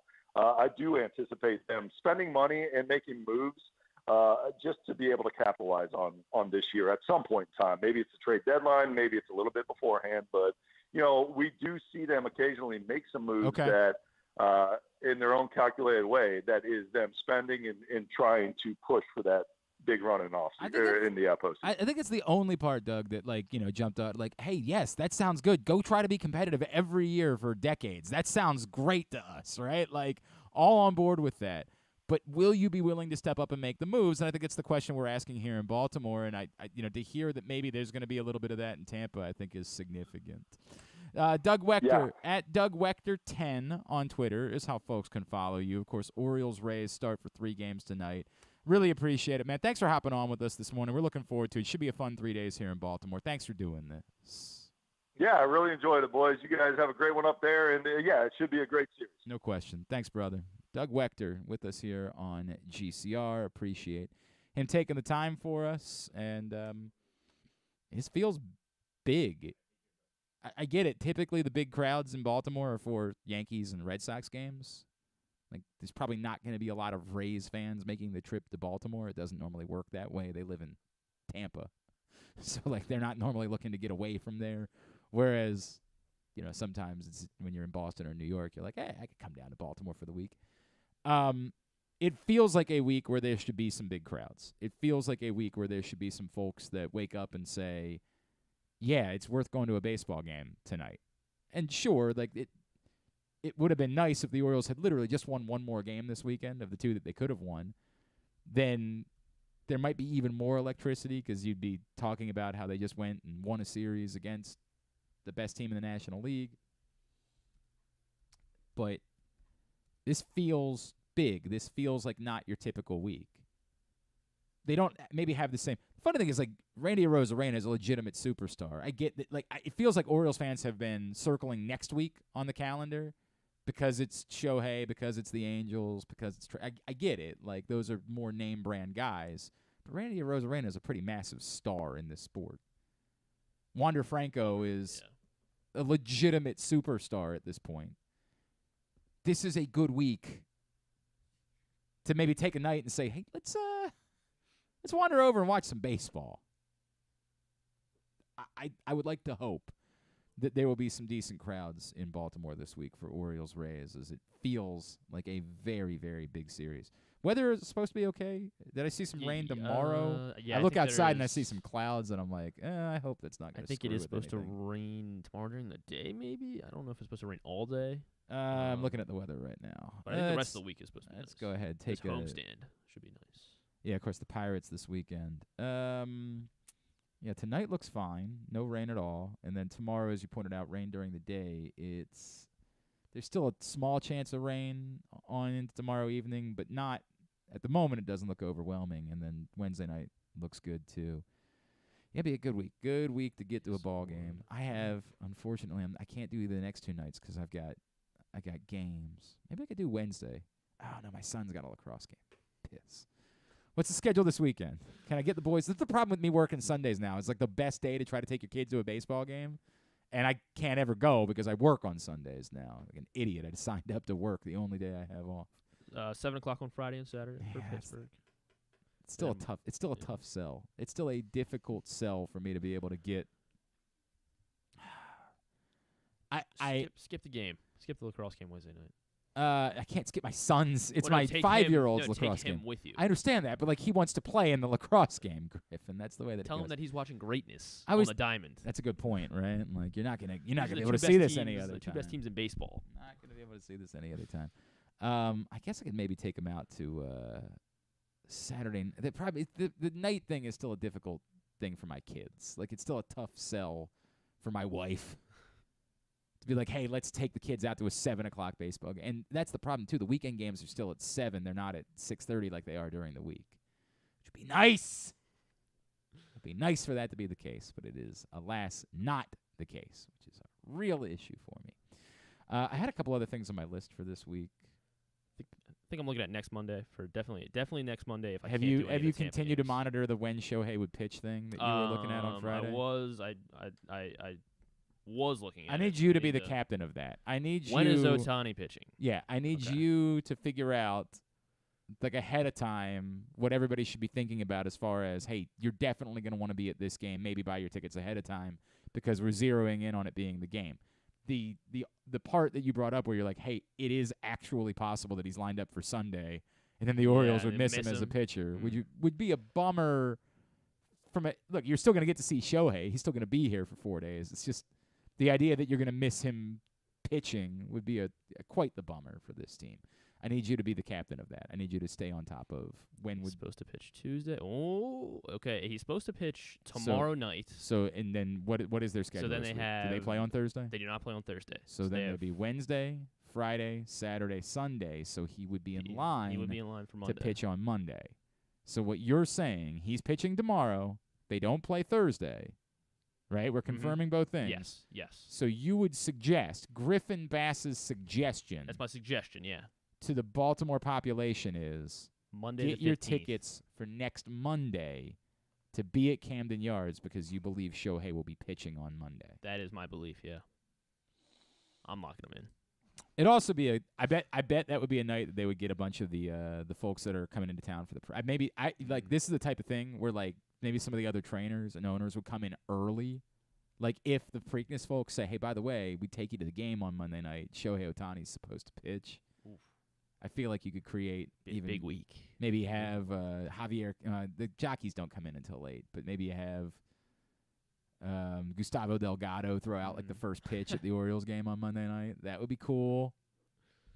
I like the sounds of all this. It would have been even cooler if Derma Sotogake had won. Oh, yeah. Right? Yeah. And then you had like the Japanese connections in with Shohei. That would have been really dope. That would have been cool. But yeah, that would be a very neat night if it works out that way. So again, the suggestion of Griffin Bass, ladies and gentlemen. And look at that. Look at that face. That looks like a face you could trust. Yeah. Doesn't it? Yeah, Doesn't that look like a face? Look at that head of hair. You can't trust that head of hair, huh?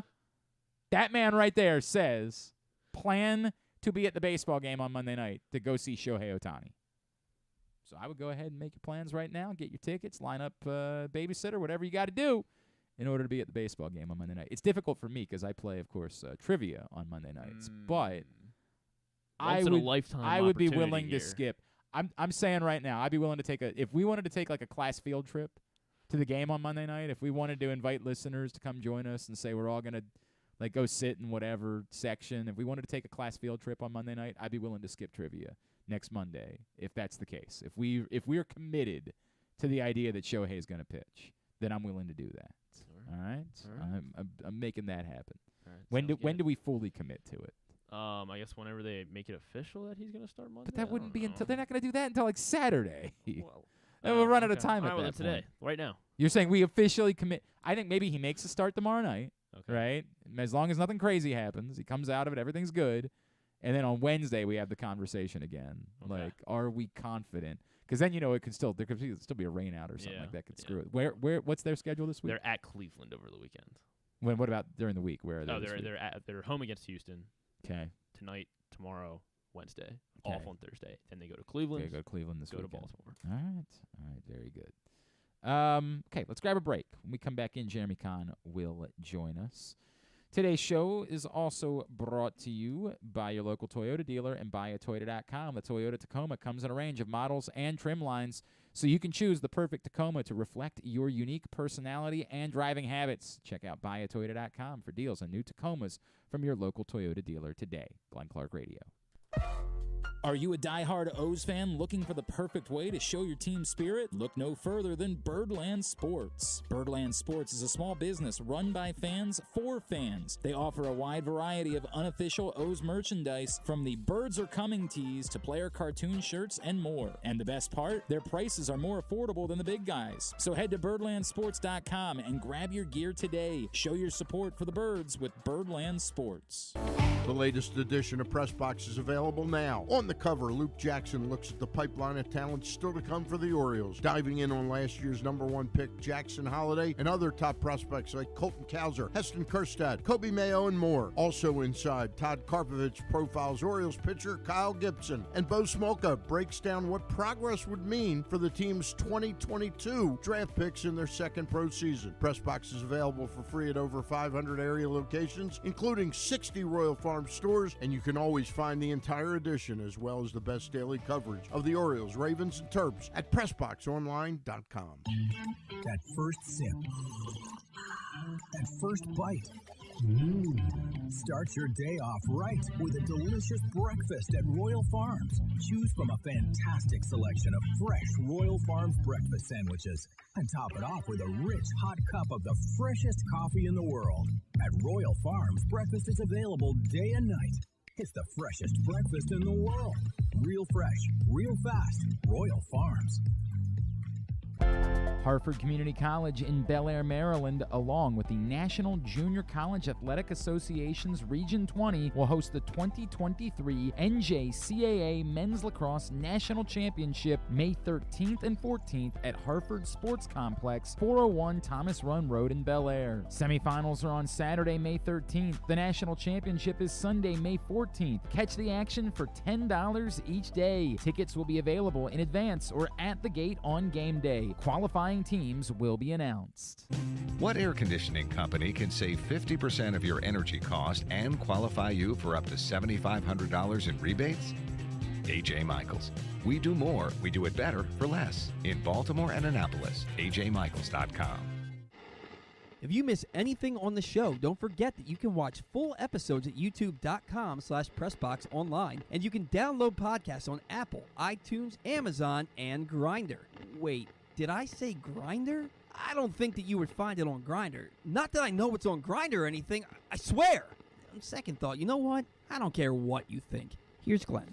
DraftKings wants to give you up to a $1,000 deposit bonus match plus a $50 free bet. They just want to give that to you. But there's only one way that you can go about taking advantage of it, and that's by going to PressBoxOnline.com/offers. PressBoxOnline.com/offers. That's not the only incentive that you'll find there, but that one is pretty appealing. And again, you can only take advantage of it from PressBoxOnline.com/offers. You know what I just realized? Jeremy Conn is in Jamaica. It just struck me. Should I hang up or see if he answers? He's in Jamaica. We weren't going to be able to do this week, and we utterly forgot that. That is not our finest moment. Remember, he left last Wednesday to go to Jamaica, and we completely blanked on that as we were preparing today's show. Just utterly forgot that Jeremy is unavailable today. Boy, did we screw that up. That's not on him. That's on us. That is a total misfire in my calculations. Damn. I should have remembered that, and we should have. Normally when that happens, we book someone else to replace Jeremy, right? Like we'll have, Rita or somebody do Jeremy's segment if for whatever reason that week he can't do it. I screwed that up entirely on, what was the song from season 1 of Dave? I effed the whole thing up. I said I don't remember how the rest of the song goes. That sounds right. It was a weird episode of Dave last week, by the way. Also, I tried Bupkis. I know we're not doing tubular right now. I tried Bupkis this weekend. There's nothing to. Here's the problem. There's enough. Has to be worth it. There's enough there that you'll watch it, but it is in no ways a special show. It is like forced cameos. It's like they decided to themselves that like the point of doing this show was about getting all these cameos. Like Al Gore randomly for no reason adds nothing to the show whatsoever. But it was like they forced all of that. There's a couple of moments that are decent. I don't know. It's a show that doesn't know what it wants to be. In moments, it wants to be like a gross-out comedy, which, again, is kind of what was working for Dave, right? Like, do these truly absurd things. But in other moments, it's trying to be, like, sweet. It's trying to be... You tell me Pete Davidson can't be sweet? Like, he can, but it's almost forced. Like, it's not... And, like, you're really struggling with some of the continuity of it all. Like, I feel like Is it, like, too cringy? No, like, in moments, it's cringy, and, like, then you can accept... do you watch Dave? Like, is Dave no, on your... I don't watch okay. Dave, yeah. So there are scenes in Dave. There was a scene that involved... There was an entire run through one of the episodes. It's about the concept of a sexual act called milking. And, like, it's bizarre, but it leads up to this amazing final scene of the episode, right? And if that's the show that you are, be that show. But, like, they'll go from a gross-out scene to start the show to then trying to tie everything up and be, like, a very sweet but I love my family. Like it's big just emotional beat. It's a very bizarre, and then all these forced cameos are absurd, and randomly introducing new characters, and then like they can't figure out if they want Pete Davidson's character to be an F up or to be like the aw shucks, unassuming. Like it's just it's trying too hard. It's trying. It hasn't figured out a lane to get in, and there are moments. One of these cameos was Jon Stewart, who happened to get in by far the funniest line of the entire thing. I've only watched 3 or 4 episodes. Is the whole show out? I think it's all out. Oh, okay. I mean, I watched 4 episodes over the weekend. I'll watch the rest of the season, but if I was the type of person that did quit shows, I don't quit shows. If I did quit shows, I would be inclined to quit this show. Gotcha. I didn't get to see Guardians this weekend, and I'm still pretty unhappy. Guardians about it. was very good. I was very happy. Everybody that I know, it's funny because I think it got the lowest total of any of the Guardians movies in the box office for the first weekend. Oh, really? Which is weird because I thought it was higher than 2 at this point. I could be wrong. Maybe I don't know. I saw a tweet this morning that was about disappointment for Guardians at the box office, and again, that's by Marvel standards, right? Like it's. Hang on a second. Let me see if I can pull up this tweet. IndieWire sent out Guardians opens to lower box office than any Disney first of summer Marvel movie ever. Really? Yeah. I mean, what numbers are they using? 114, I think is what they have. Okay. I mean, I see a global box. Global's weekend, a little bit different. Yeah. 282, Yeah, 118, and then I'm also seeing 118 for the weekend. I guess. So what they're talking about is like Marvel has put out a movie on Cinco de Mayo weekend like every year for I don't know how many years, and they're saying this is the lowest total of any of those movies, which again, it's still $100 and some million. That seems like it's pretty good. Like I don't think I would be unhappy. It was down 18% from Endgame and Infinity War that came out this like week or okay, but those are pretty difficult movies to compare to. Exactly. That's I mean, that's like the point. That's like comparing a one-off concert to a festival where all the music acts play. It's like comparing a Blink-182 show to Coachella. Like I think Coachella's going to be a little bit bigger. Blink-182 should be able to compete. I mean, I like Blink-182. Don't get me wrong, and I thought they sounded great at Coachella, but I just feel like that's not a fair comparison to make. I don't know what to do with that. I'm really upset. The missus and I had plans for Saturday night. We were going to go, but I had a very small window because I had to be up at 5 a.m. on Sunday, so it was like we had to pull it off. We wanted to watch the Kentucky Derby. We wanted to take the kids to a carnival on Saturday, so like everything had to fall in line, and it just didn't fall in line. Then I said, I'm out. I'm going to watch the baseball game. Really regret that decision. It was a good game for 8 I was innings. like doing the math in my head. I'm like, I can watch the Derby, I could watch the baseball game, I could watch the Lakers-Warriors game, and then go to bed, right, and get a couple hours of sleep before I have to wake up at 5 a.m. And the baseball game ended up being very disappointing for me, and then the basketball game was not worth watching in the second half. Last night's was, thankfully. Let me go over all the stuff that I had on my list. So Bupkis was on my list to talk about today. I was going to talk about it with Jeremy, in fact. There's nothing there. Not yet. I will continue to ride it out, and I think that there's still a chance it could find its groove at some point. But right now, it's almost like doing a show for the sake of doing a show. They don't really know what they're doing with Edie Falco's character. They haven't figured that out yet. Like, I thought the concept was more like she's the put-upon mom of Pete Davidson. Like, somewhere within the first couple of episodes, they switch from her being the put-upon mom to her being, like, momager, which is bizarre. I don't know where that came from. I get wanting to do more with Edie Falco because she's Edie Falco and she's, brilliant. Yes. She played one of the, the great characters in TV history. Like I understand the concept. Also Avatar 2, and so I'm not an Avatar man, so that's never going to be my thing. I understand wanting to do more. Joe Pesci's character by far has been the best part of the show to this point. Very early on. How was John Mulaney's character? John Mulaney hasn't even showed up yet. Really? Yeah. They've got him all over the trailers. But it's a bunch of cameos, man. The show is a slew. And we saw that when we were reading through we were like, okay, that's got to be cameos. But they're forced at times. Like, Charlie Day was used fairly well. Like, there was a decent arc in an episode for Charlie Day. But I'm telling you, there was this thing with Al Gore and Jon Stewart, and it was as forced could be. But yet Jon Stewart got the best. The funniest line I have seen so far in the show came from Jon Stewart. It's a throwaway line to end his cameo scene. But do we reveal it, or you no? watch Watch it. Watch it. It's hilarious. It's hilarious, though. So I got to watch this show you're saying is not worth watching. Yeah. To hear this John I stuff. mean, like, you can have you're allowed to have your own opinion about things. I'm saying this show is not finding its way, and I'm 4 episodes in. Also, they did a really bizarre thing where the second episode of the show was a throwback episode. The second they had no foundation yet, and the second episode of the show was entirely about his childhood. Was entirely, let's go back to, and of course, if you know Pete Davidson's story about his father dying in 9/11 when he was young, you can understand why they thought it was an important thing to cover, but maybe not in the second episode of the show. Maybe you get a footing, like a foundation for the show, and then you do the throwback episode or the retro episode of the show. I was very confused. Why do they call it Bupkis? I know I'm doing. Is that? They kind of set it up. You'll understand if you watch if you just put on the first episode, there is something going into it that will explain what that's all about. F it. I'll give you that part. Essentially, they're like, yes, this is a story about Pete Davidson, but also a lot of it is made up. In other words, it's Bupkis. Got it. Like there's this. It's like before every episode, it's almost like a parental guidance warning that they run beforehand. Like, a lot of this is some of this is true. A lot of this is bull ass. Charlie Day wasn't actually his therapist. But I mean, and that's what makes it all so weird. Is like you're taking.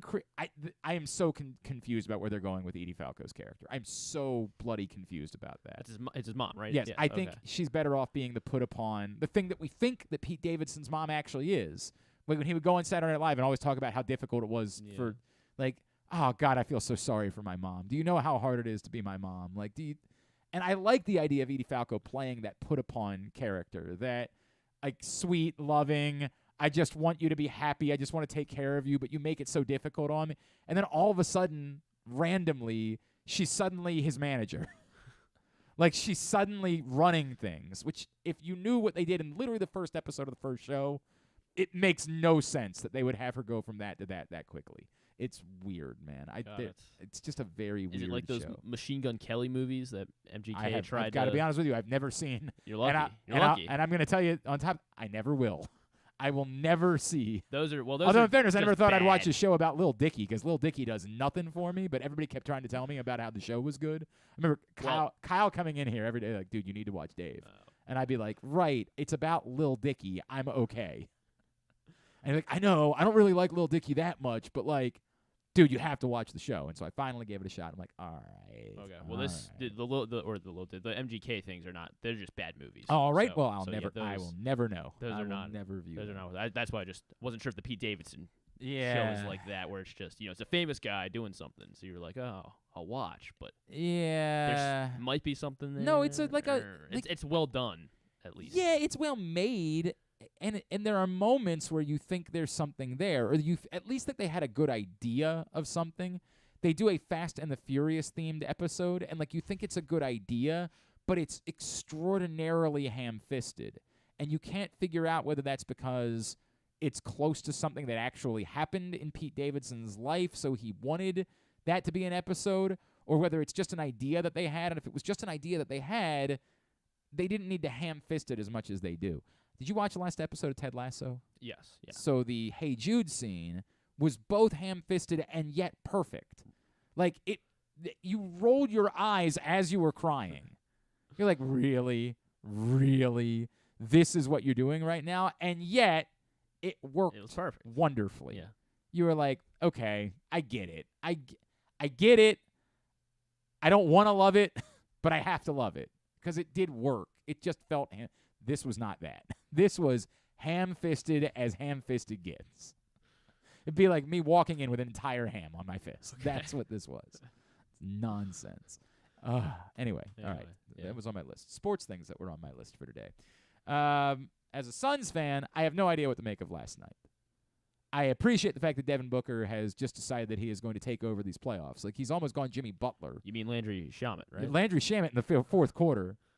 By the way, I said this weirdly, the Chris Paul injury has forced the Suns to say, well, we got to put some of these slappies out there no matter what. And they were getting contributions. In Game 3, Campaign was helpful. I still can't watch him shoot. It's so uncomfortable to watch. It's like watching Matt Stafford throw a football. You're like, I know you're good at this. Philip Rivers throwing them. Yeah, I know you're good at it, but you shouldn't be good at it. Like, it's not comfortable. Watching Cam Payne shoot a three-pointer it should come with a trigger warning every time he does it. Like, no, that's not what it's supposed to look like. What is that? But he was helpful in Game 3 and then obviously in the Game 4 last night. And this is what happens when you have to double Devin Booker. You have to double Kevin Durant. If you can move the ball, you're going to get Landry Shamet wide open on the wing. And if he can just knock down those shots repetitively, you're going to be in pretty good shape. DeAndre Ayton, it's kind of laughable at this point, but they're getting minutes out of Jack Landale, whatever that is. Still don't know. It's working. I mean, yes, they're getting minutes. I mean, they gave up 50 to Nikola Jokic last night, but who cares? Barely didn't matter. Yeah, so. if that's what you do is give up 50 and win, by all means, give up 50 and win. The big story last night was this sort of entanglement, if you would, Jada Pinkett Smith, between Nikola Jokic and the owner of the Suns, Matt Ishbia, who was apparently a basketball player at Michigan State. I didn't know that. I don't know what to make of that, right? Like, I don't know how to handle any of it. Because I don't think the NBA can just say that it's okay for players to put hands on fans. And you could say, well, he's not a fan. Well, right, but in that circumstance, Nikola Jokic had no idea who he was just trying to push a guy away from him. This is the difficulty of playing a sport where there's no separation. Right? What happened? In the second quarter, players came over towards the sideline, and there was some jostling. And within because again, in basketball, you're right on top of the crowd. Right. Within the jostling, you ended up in the crowd, and there was some just kind of. And at one point, Nikola Jokic shoved someone. It ended up being that it was the owner of the Suns, Matt Ishbia. Now, everybody's saying he flopped. Like, he dramatically kind of fell back, and that wasn't necessary. But definitely Nikola Jokic shoved him. There's no question about that. That did happen. Now, who was in whose grill? This is always a blurred line for the NBA because it's the only sport where this is an issue, where there are people not involved in the game that are right on top of the game. That doesn't happen in other sports. Even in like the NCAA tournament, they use if you've ever wondered what the best event to cover is, it's the NCAA tournament because the NCAA puts you right on top of the floor. Whereas now, even in the NBA, even broadcasters are put at like the top of the first, like they're no longer courtside, like radio broadcasters. The TV guys still are, but radio broadcasters used to be right on the same press row, right courtside. Now they've moved them up to try to get more seats down there to sell. Understanding the concept of trying to make more money, but at the same time, it's putting more people who aren't involved with the game, aren't employees, don't understand right there. I don't know what the answer is. Matt Ishbia came out today and said he hopes that Nikola Jokic won't be penalized at all for that. And that's probably a good thing to say. Yeah. But I don't know what the NBA does because the NBA still has to make it very clear to players like, hey, this is the way that it works. People pay a lot of money to be in these seats. You can't touch them. It doesn't work that way. I don't know how you handle this. The NBA is going to have this problem eternally because in hockey, there's a huge thing of glass. In football, like you're elevated off the field. Baseball, there's a netting, there's a wall. There's every other sport has a separation of some sort, something that separates fans from competitors. Basketball this is the only place. And in fact, in some instances on the floor, the fans are closer than the players are because like you have fan seats and then you have the bench. It's absurd the way they've done things in basketball in order to try to charge people more money for these closer seats. I don't know what the answer is. I hope that it's not. Even as a Suns fan, I hope that Nikola Jokic does not get a penalty for it. That would be fine, I guess. Now, that being said, it was shameful. I was there in Phoenix in 2007 when, Robert Horry took a cheap shot. A couple of Suns players came off the bench to defend their guy, just to try to break up Robert Horry being a cheap shot artist. And then they altered that series in the playoffs by saying, sorry, you guys get suspended. That's just the rules are the rules. So there's also a part of me that, like, as a Suns fan is like, hey, dude, if the rules are the rules, Like, the rules are the rules, and I'm still pretty pissed off about that. I've never gotten over what happened in that series. It was absurd. Robert Horry taking a shot at Steve Nash the way that he did. I still don't want to see it happen that way. I still don't think it's a good thing for the sport if Nikola Jokic doesn't play in Game 5, and obviously it would have a dramatic impact on the series and on the playoffs in general if he doesn't play. I don't think the Warriors are done either, by the way. I keep saying this. Same thing I said when they were down 2-0 in the first series. I've seen this too much to write off the Warriors, and I'm still not overwhelmed by the Lakers either. Like, I still saw them kind of give up in the second half of Game 2. It feels like you're watching teams that are led by old or injured dudes, where, like, once the game is going a certain way, they're sort of like, yeah, we're good. Like, we're not going to exert too much energy to try to change this. In fairness, the Warriors did rally in Game 1. They just rallied and fell short. But, like, in Game 2, it felt like the Lakers kind of accepted their fate pretty quickly, and in Game 3, it felt like the Warriors accepted their fate pretty quickly. So I don't know what any of that means for tonight. I think it's going to be very difficult for these Warriors, given the age of these guys, to keep playing 7-game series and try to win an NBA title this year. That feels almost impossible. The Sixers thing is kind of bizarre. It's weird to me that we're trying to criticize Joel Embiid for doing the right thing. Very weird bit that the internet has concocted where a real MVP doesn't give the ball up in that situation with the game on the line. Well, no, it's the exact thing that he should have done in that moment. Like, what is the internet? Like, we are so lost. Like, Hero Ball has wrecked us. I blame ISO Joe. This is all Joe Johnson's fault. He started this problem. We have been wrecked to the point where we think lesser of someone if they pass to the open man because they didn't force the game to go through them. The exact thing that Joel Embiid, he should be overly praised for making the right decision with the game on the line. Well, that's not what Kobe would do. That's not how twisted have we become? We have truly taken basketball and said it's no longer a team sport. The internet has done that. The internet has created so that basketball shouldn't be a team sport. Joel Embiid did exactly what he should do. 2 defenders on him. James Harden is wide open. James Harden shoots the shot. By the way, it's not even like it's not Tyrese Maxey. It's James effing Harden. Was it Shake Milton? Right. It's one of the great shooters of an era is wide open. And the theory is that Joel Embiid, because that's what I thought you were MVP. The guy that's got 40s wide open, so like, what don't the pass heck it to him. is this?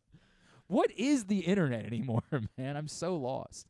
All credit to Joel Embiid. I'm a little surprised that the Sixers have managed to even this series back up. I thought that Game 3 kind of swung things to the Celtics, and then especially when they rallied yesterday, I was like, oh, dude, it's over. Like, when they rallied in the fourth quarter and took the lead, legitimately said, well, there goes that series. And the bummer for me is, internally, I will always root against Boston. Like, they will never be, I don't even really care about the Celtics, and yet I still root like hell for them to lose. I certainly don't care about the 76ers in any way, but I was rooting like hell for the 76ers to win because they're not Boston. I'm hoping, because I worry that, like, looking at the East, Boston's definitely the deepest, most complete. They've got the most tricks up their sleeve of any of the teams in the East. So I worry that especially if the team from what if it was Boston, LA? Ugh, so no interest in that. But like, it's easy. If it's Denver, I don't even care that they beat the Suns. I'll root for Denver. If it's the Warriors, I'll obviously root for the Warriors. Clearly, if it's the Suns, I'm going to be rooting for the Suns. The Lakers does make it tricky. I'll just root for nobody. But honest to God, I hate Boston so much that I would still just hold my nose and root for the Lakers in that situation is the way that it would go. I bet it'd be more indifferent than anything else. I would just prefer that the Lakers won the series. Hopefully the Heat beat whoever wins it. Yes, I would prefer that. I mean, my friend's been saying all week, though, he thinks this is the NBA Finals right here, the Sixers and the Celtics. He thinks... I don't buy that. You don't buy that at all? I get the math that you're doing on that. Suns homer over here. No, it's not even about... it's just... The Boston's not infallible. Like, Boston's... Again, I think they have the most I think they're the most complete team of anybody left, but they're not infallible. They are capable of stubbing their own toes. And they've also never done it before. And, like, you know, that part still matters until you do it, right? Like, until you go do it, it does matter that you haven't done it before, that you've come up short, that you deal with those demons, things like that. I don't buy that it's the finals in any way. Like, same thing. Imagine if Philadelphia wins the series. You're just confident now that they're going to win. They got the MVP. He's willing to pass. Okay, dog. I mean, I'm not sure that they're beating Jimmy Butler, frankly. I know. Well, yeah, that's the issue. God, I love me some Jimmy Butler right now. If it's not the Suns, I'm hoping it's Jimmy Butler. I honestly got to convince myself the best possible scenario is if the Suns lose, I want it to be the Heat. I want an 8 seed winning the NBA title, and I want Jimmy Butler carrying a team. Kawhi Leonard-esque to an NBA championship. I'm all in for that. Be pretty legendary. The lacrosse stuff from the weekend. Bummer for Loyola. They make this dramatic run. They come up 2 goals short in the championship game, losing to Army. Put up a hell of an effort. Cannot figure out what Michigan is. I have no idea how to explain that. That Michigan, it's not just they beat Maryland twice, they pounded Maryland twice now in order to get into the NCAA tournament, which took away a spot from, I think Denver probably is the team that took a spot away from. Maryland and Hopkins will both be at home this weekend. Maryland plays a really tricky Army team. Like, that is not a sure thing for them to beat Army. And look, Hopkins plays a plucky Bryant team as well. Like, those are both difficult games. Maryland plays on Saturday at 7:30, so it's a night game for the Terps on Saturday night, and then Hopkins plays Sunday afternoon at noon. Both of them are at home. The other kind of big story from the bracket, and it's a good thing, I think, for the sport. It's a bad thing for fairness. Both Maryland and Hopkins get shuffled to the Annapolis the quarterfinal spot. We'll talk about this with Patrick tomorrow. That's good for the sport because it should create huge crowds in Annapolis if both Maryland and Hopkins win this weekend. As long as neither one of them stubs their toe, you should get a huge audience. They also smartly didn't put it the same day as Preakness. They put it on the following Sunday. You should get big-time crowds. But is that fair to the number 1 seed in your tournament, the team that you said earned that right? Oh, and also the number 2 seed in your tournament, Duke and Virginia, the teams that you decided were the best teams in the country, instead get shuffled up to Albany. It's a good place to play lacrosse, I heard. It's a lovely place to play lacrosse. But you know geography. Where's Duke? Carolina. Is that closer to Annapolis or closer to Albany, New York? I believe it's Annapolis. Where's Virginia? Also closer to Annapolis.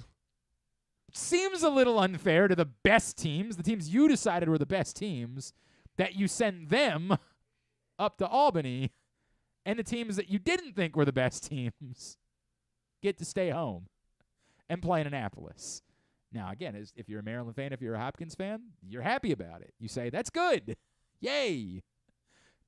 And for the sport, it creates the scenario, especially with Navy being a much larger stadium. It's a 34,000-seat stadium. It creates a scenario you can fill a few more of those seats. And that presents better on TV. That presents better in general. I have to assume that's the reason why they did it.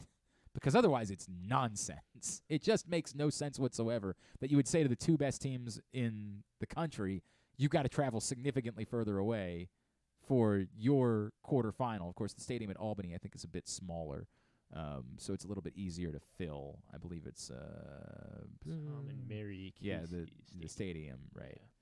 Yeah. I believe I want to say it's more like a 14,000. I'm sorry. Looks like 8,500 is what I saw. It's not even that. Yeah. It's a much smaller stadium, so it's much easier to fill that stadium than it is to get a big crowd in Annapolis. So again, Patrick can explain to me, like, he probably already talked to people involved about why the decision. We'll talk to him about it tomorrow, but it's a little bit of a weird bit. Also, it's hard to feel good about Maryland coming in off of getting pounded by Michigan on Saturday night. Hard to feel good about their path to reaching the Final Four, but We'll see. Again, for those teams, it would be Maryland. They play Army first, and then they would get the Penn State-Princeton winner.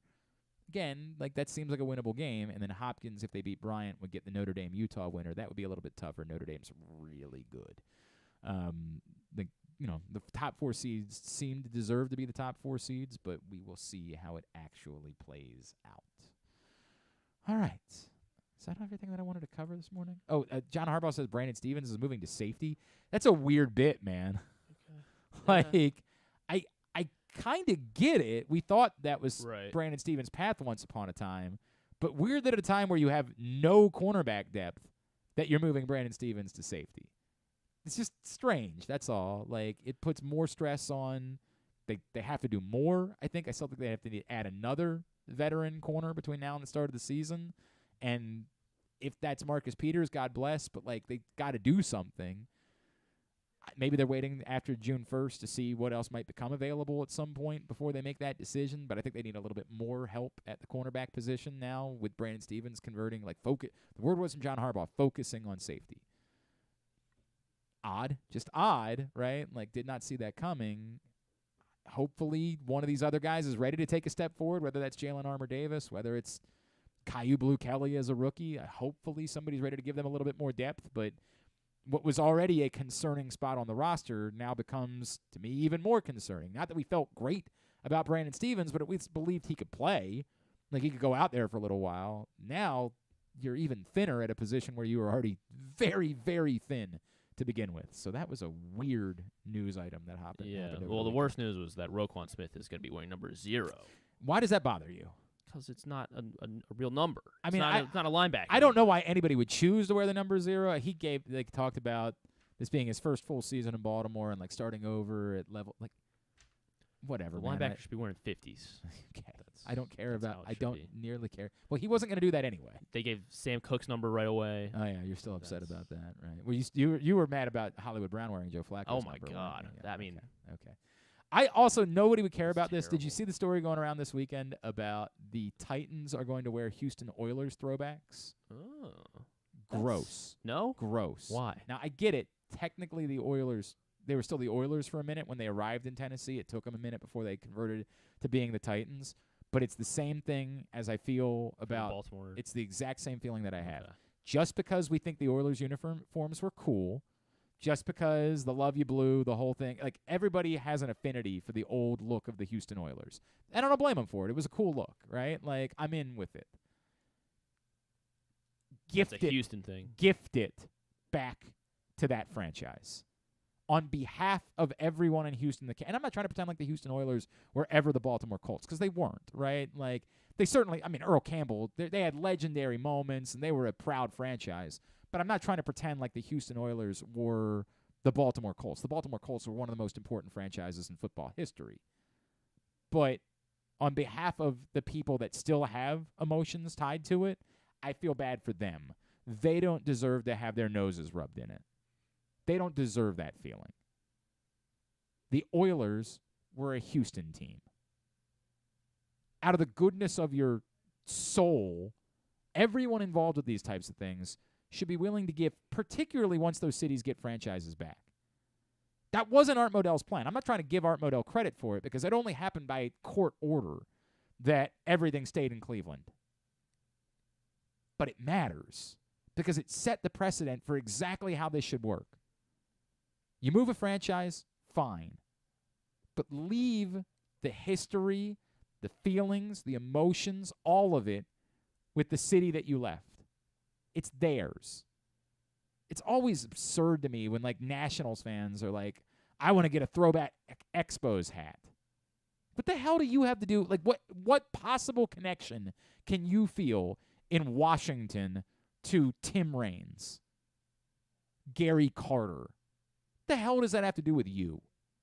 Every time that grotesque franchise in Indianapolis tries to remember and all the legends like Lenny Moore, what in the F would someone in Indianapolis feel about Lenny Moore?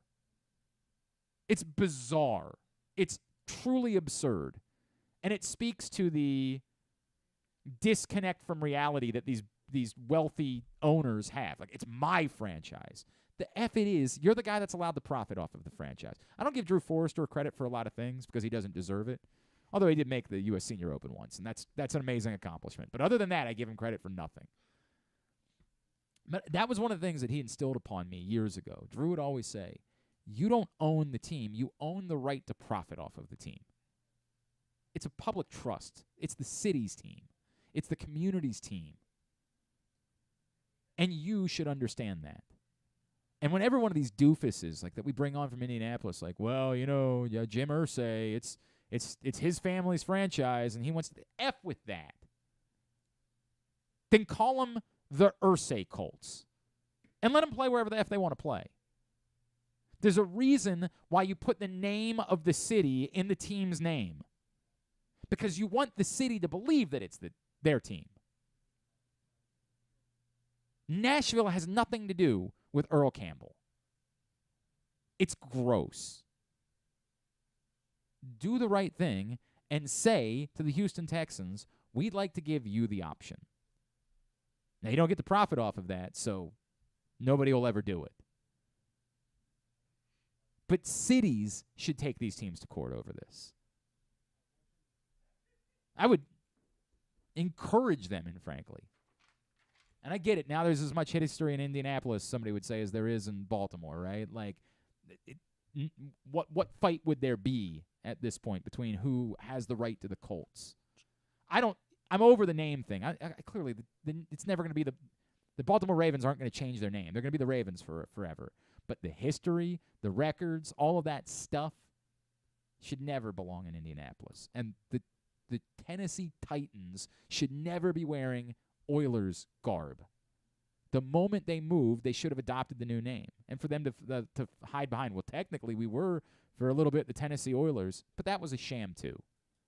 And that never should have existed. The hell does what does oil have to do with Nashville? Actually, I think technically they were even playing in Memphis at that point because they were playing at the Liberty Bowl when they started their franchise. Gross. So should all teams that ever relocate, they should always have to change the Oakland their Athletics should change their name. The Vegas Raiders. Whatever they want. Yeah, they should. Well, they should have. And then it becomes complicated, right? Like somebody would say, well, who owns the Raiders, right? Because they were in Oakland, and then they were in L.A., and then they were back in Oakland. Yeah. Like the Rams. So you have to fix retroactive problems, but my answer would always be yes. You move cities, rebrand. You change your name, you leave everything. The history, all of the emotional connection stays with the city because it, one, gives them the chance that if they do get a franchise again, like Cleveland, they can just restart. Every time, it should be required by pro franchises. If you want to move, all good, but everything stays behind. You essentially become an expansion team. Yeah. You get to take the players, clearly, because, you have to have somebody has to play. But other than that, everything else you treat like an expansion team. There are the guys that played in 1996 for the Baltimore Ravens some of them played in 1995 for the Cleveland Browns. Vinny Testaverde played in 1995 for the Cleveland Browns. Right? Like, there was a connection between the two. But his records didn't come with him. In 1996, they were an expansion team, despite the fact that they were the same franchise. And that's the way that it should exist. We stumbled into doing it the right way, right? Like, it wasn't the choice. We accidentally got it right, and it should have, in that moment, showed everyone in sports, this is how you do this. This is how you fix it moving forward. So, truly, F the Titans. And I know there are plenty of people that were excited about it last week, but it made my skin crawl because I feel the same things. That ain't yours. It's not your history. It's not your anything. It's just gross. It's not a sermon, just a thought. All right, that was my list. That was everything that I had for today. Well done. Let's get a tidbit. Tidbit is brought to you today by the print issue of Pressbox. It is available at your neighborhood Royal Farms. Any of those? Mine is over there for some reason. Griffin, you can hold it up.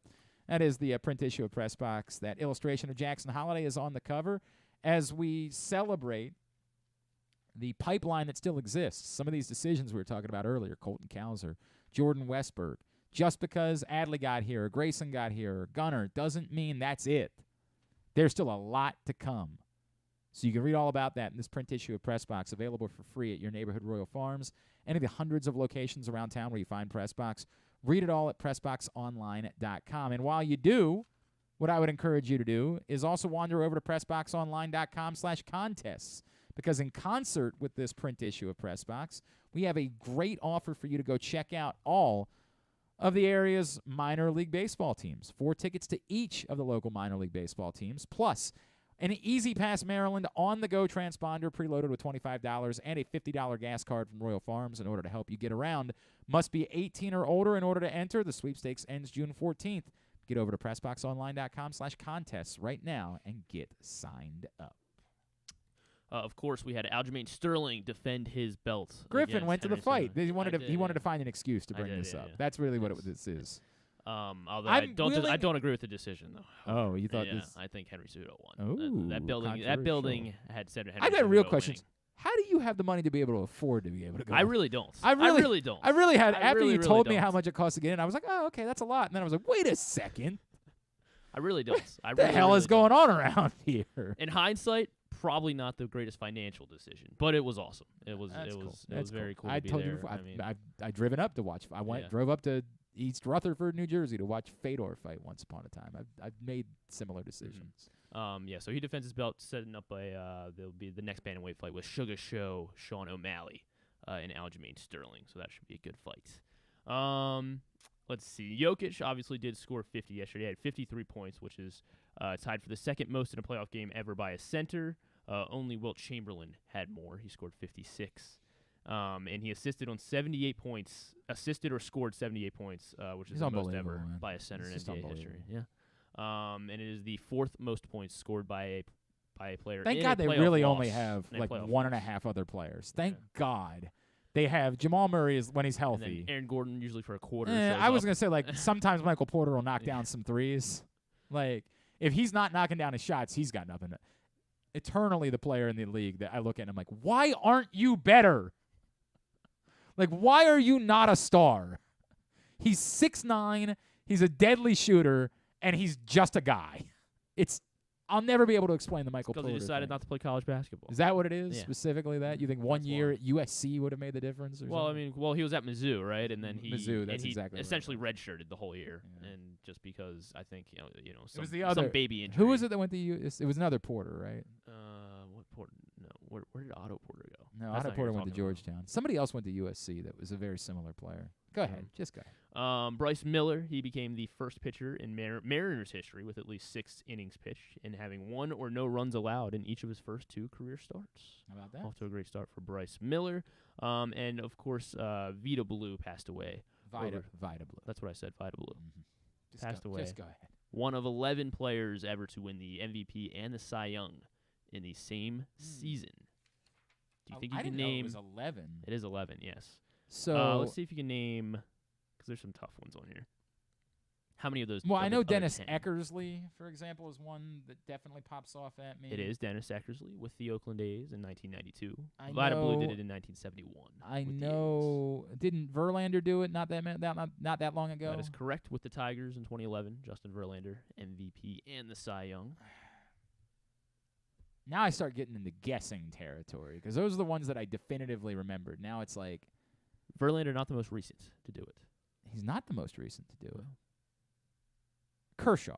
Yeah. 2014, Clayton Kershaw won the National League MVP as well as the National League Cy I did know Young. that. There's guys I just want to guess, but I have no idea if they did it or not. It just feels like I should guess them. Like Nolan Ryan, for example. Nolan Ryan did not do this. I mean, I hear you, but it's just like not weird- surprising, but also very surprising that there's 10 guys that have done this, and he's not one of them. How about? Oh, Roger Clemens did it, didn't he? He did. Roger Clemens did it in 1986. 1986 with the Boston Red Sox. How about Bob Gibson? Bob Gibson, of course, did do this with the St. Louis Cardinals. I in actually did not 1968. know that Bob Gibson had done it. Again, I'm going to stay on that. I'm going to say Sandy Koufax, but I don't know that he did. Sandy Koufax Okay. did in fact do it in 1963. The American League Cy Young and MVP won it in 1968, the same year Bob Gibson did. But this is a tough one. 68. I mean, the Detroit Tigers. Oh, Denny McLain. Denny McLain. If you hadn't told me that, I wouldn't okay. have gotten it. Yeah. Denny McLain in 1968, winning the American League MVP and Cy Young. Three more. 3 more, you said. Yes. 3 more.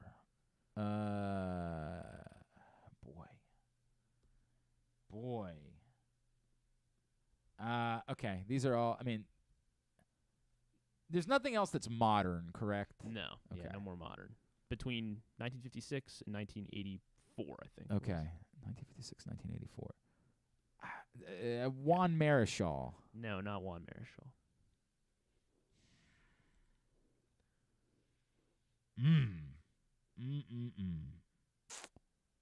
Boy, this is tough. I think before there's another Tiger on the list. Another Tiger on the list. Yes, from 1984. I have no idea. Willie Hernandez. Oh, Willie Hernandez. Yes, Piss. I should Willie Hernandez in 1984 won the Cy Young and the MVP. All right. Another fella known for some facial hair. Raleigh Fingers. Raleigh Fingers in 1981 with the Milwaukee Brewers. Okay. Cy Young and MVP. And then the very first player to do this, win the Cy Young and the MVP in 1956. Okay. For the Brooklyn Dodgers. Don Newcomb. Don Newcomb. Don Newcomb. Don Newcomb was the first ever to win the Cy Young and the MVP in the same season before Vida Blue, among others, joined him. It's good. This was a good tidbit. Thank This was you. relevant. This was related to something. I know we weren't really talking about on the show, but it's relevant to a news. It wasn't just the basketball du jour. Again, I mean, I guess it should have been something related to the news, but you know what? I'm giving it to you anyway. I'm giving it to you anyway. Good tidbit. I win. Tubular is brought to you by A.J. Michaels, expert and award-winning A.J. Michaels Heating, AC, Plumbing, and Home Performance will improve your home's energy efficiency and comfort levels. AC season is coming up fast. New rebates and discounts are available. More, ajmichaels.com. Here's what's coming up tonight, totally tubular-wise, as we mentioned. Orioles Rays get underway. Kyle Gibson against Baltimore native. Technically, he moved when he was 5. Shane McClanahan. 6:30 on. Got that Baltimore blood counts. That's true. That's what's flowing through him. That's the reason why he's First so sip good. of water he ever had? That's true. It's a good point. It was probably From the harbor. Probably tainted. Yeah, that's correct. Probably trash water. Before the trash wheel was there, so almost certainly trash water. My sister sent me this kid that she used to go to high school with. I don't want to know. What he did probably what you expect. Oh God, don't. Why? Jumped in the harbor. TNT tonight. Knicks Heat game 4 at 7:30. Warriors Lakers. Drew game would love 4 this. At 10. He goes to Loyola. Well, there you go. He goes to Loyola at Blakefield. I don't think they want that to be. I don't think they're going to be thrilled about that being put out there. ESPN tonight, Golden Knights Oilers game 3 at 8:30. Masson 2, National Giants 9:45. MLB Network Cardinals Cubs at 7:30. ESPN Plus Astros Angels at 9:30. MLB TV for the free game, the Dodgers Brewers at 7:30. USA Fulham and Leicester. Oh, that's already over. Right now, Brighton and Hove Albion against Everton. For some reason, they're doing 3 games on USA Today. I don't know what the occasion is. And then Nottingham Forest, Southampton at 3. That's what I wanted to know. That's normally the reason why these things happen. Like it's Boxing John and Little Rock, Day. what's going on? Yeah, what is the reason why there's a triple header on USA Today? And then WWE Monday Night Raw tonight at 8. Your reaction to Bad Bunny's performance. That was Saturday night, right? That was I Saturday haven't rewatched yet. All right. I haven't watched it yet either, for what it's worth. I'm probably going to watch today? it. I probably will, honestly. I got a couple other things I got to do, but I will probably try to put it on in the background. Non-sports? Not really. Jeopardy Masters series premiere. Can't wait for at that. 8 o'clock on ABC. White House Plumbers new episode of that. I watched the first episode. Yeah, I watched. It's tough. I didn't finish it. It drags. Like it looks interesting. I wanted to check it out. My friend that I went to school with, he was a PA on because they filmed something in DC. Yeah, so he was a PA, and I was like, all right, I guess I'll definitely. It's fine. The guy that plays Gordon Liddy is good. Mm-hmm. Like there's Justin the guy that's not the Prime Minister of Canada. Correct. The other guy. Like there's a lot of good there. It didn't. Maybe it's Theroux. Maybe that's how it's pronounced. Theroux. I don't know. It didn't hook me necessarily. Like where I was like, oh, I love this show. Right. But it was worth the watch. I also don't give up on things, so I will revisit. I don't know when, but I'll revisit White House Plumbers. Yes, I had a few minutes left because I need to see my friend's name in the credits. So I got to finish. Very important. So I have to make sure I finish the first episode at least. Anything else? No, that's it. All right, very good. Well, there's no late night. Yeah, it's not gonna be late night for I don't know when. Yeah, the last strike was 100 days. Jesus the last Christ. Hollywood strike. You start to worry at some point when like. I guess if it's over the summer, that's the. It's the time to do it. But what I'm saying is more like, when do we realize that we don't miss it? Yeah. When do we realize like we never need it again? That's always the way that I feel in these moments. Like, is anybody really missing late night television at all? Is anybody like, God, I just need Jimmy Fallon to not be funny, like to just to sing along to a song that he has nothing to do with. That's what I'm missing in my life. Just go over to YouTube. The funny part is, like, does he even need writers? Like, all he's doing is, I mean, I guess that they're idea people more than they're anything else. It's not like they're doing anything that's funny. Like, I could see where you'd say Stephen Colbert needs writers. Thank right? you note Friday I always enjoyed with Jimmy Fallon. You can be the one. You can be that guy. All right, thanks today to, a whole slew of people. Larry Stewart, new Coppin State basketball coach. Ramiro Restrepo, the owner of Mage. Thanks to Doug Waechter, Rays analyst and former pitcher. We'll get all that up in the greatest hits section of Oh, my God, it's so good. tad@glennclarkradio.com. And our apologies to Jeremy Conn. Yes. Not his fault. Patrick will join us tomorrow. We'll preview the NCAA Lacrosse tournament. Do we have anything else tomorrow? Stuff and things. Oh, boy. Yeah. Stuff and things. All right. Thanks to everybody at PressBox, all of our great sponsors and partners, including A.J. Michaels, Glory Days Grill, Royal Farms, Costas Inn, Hartford Community College, Birdland Sports, All-American Lacrosse, your local Toyota dealer, buyatoyota.com. Thanks to Griffin, at Griffin_Bass. Follow us, Twitter, Instagram, and TikTok, at Glenn Clark Radio. Have a great Wednesday evening. Have a great Monday evening. I wish. Go Birds. Duke sucks.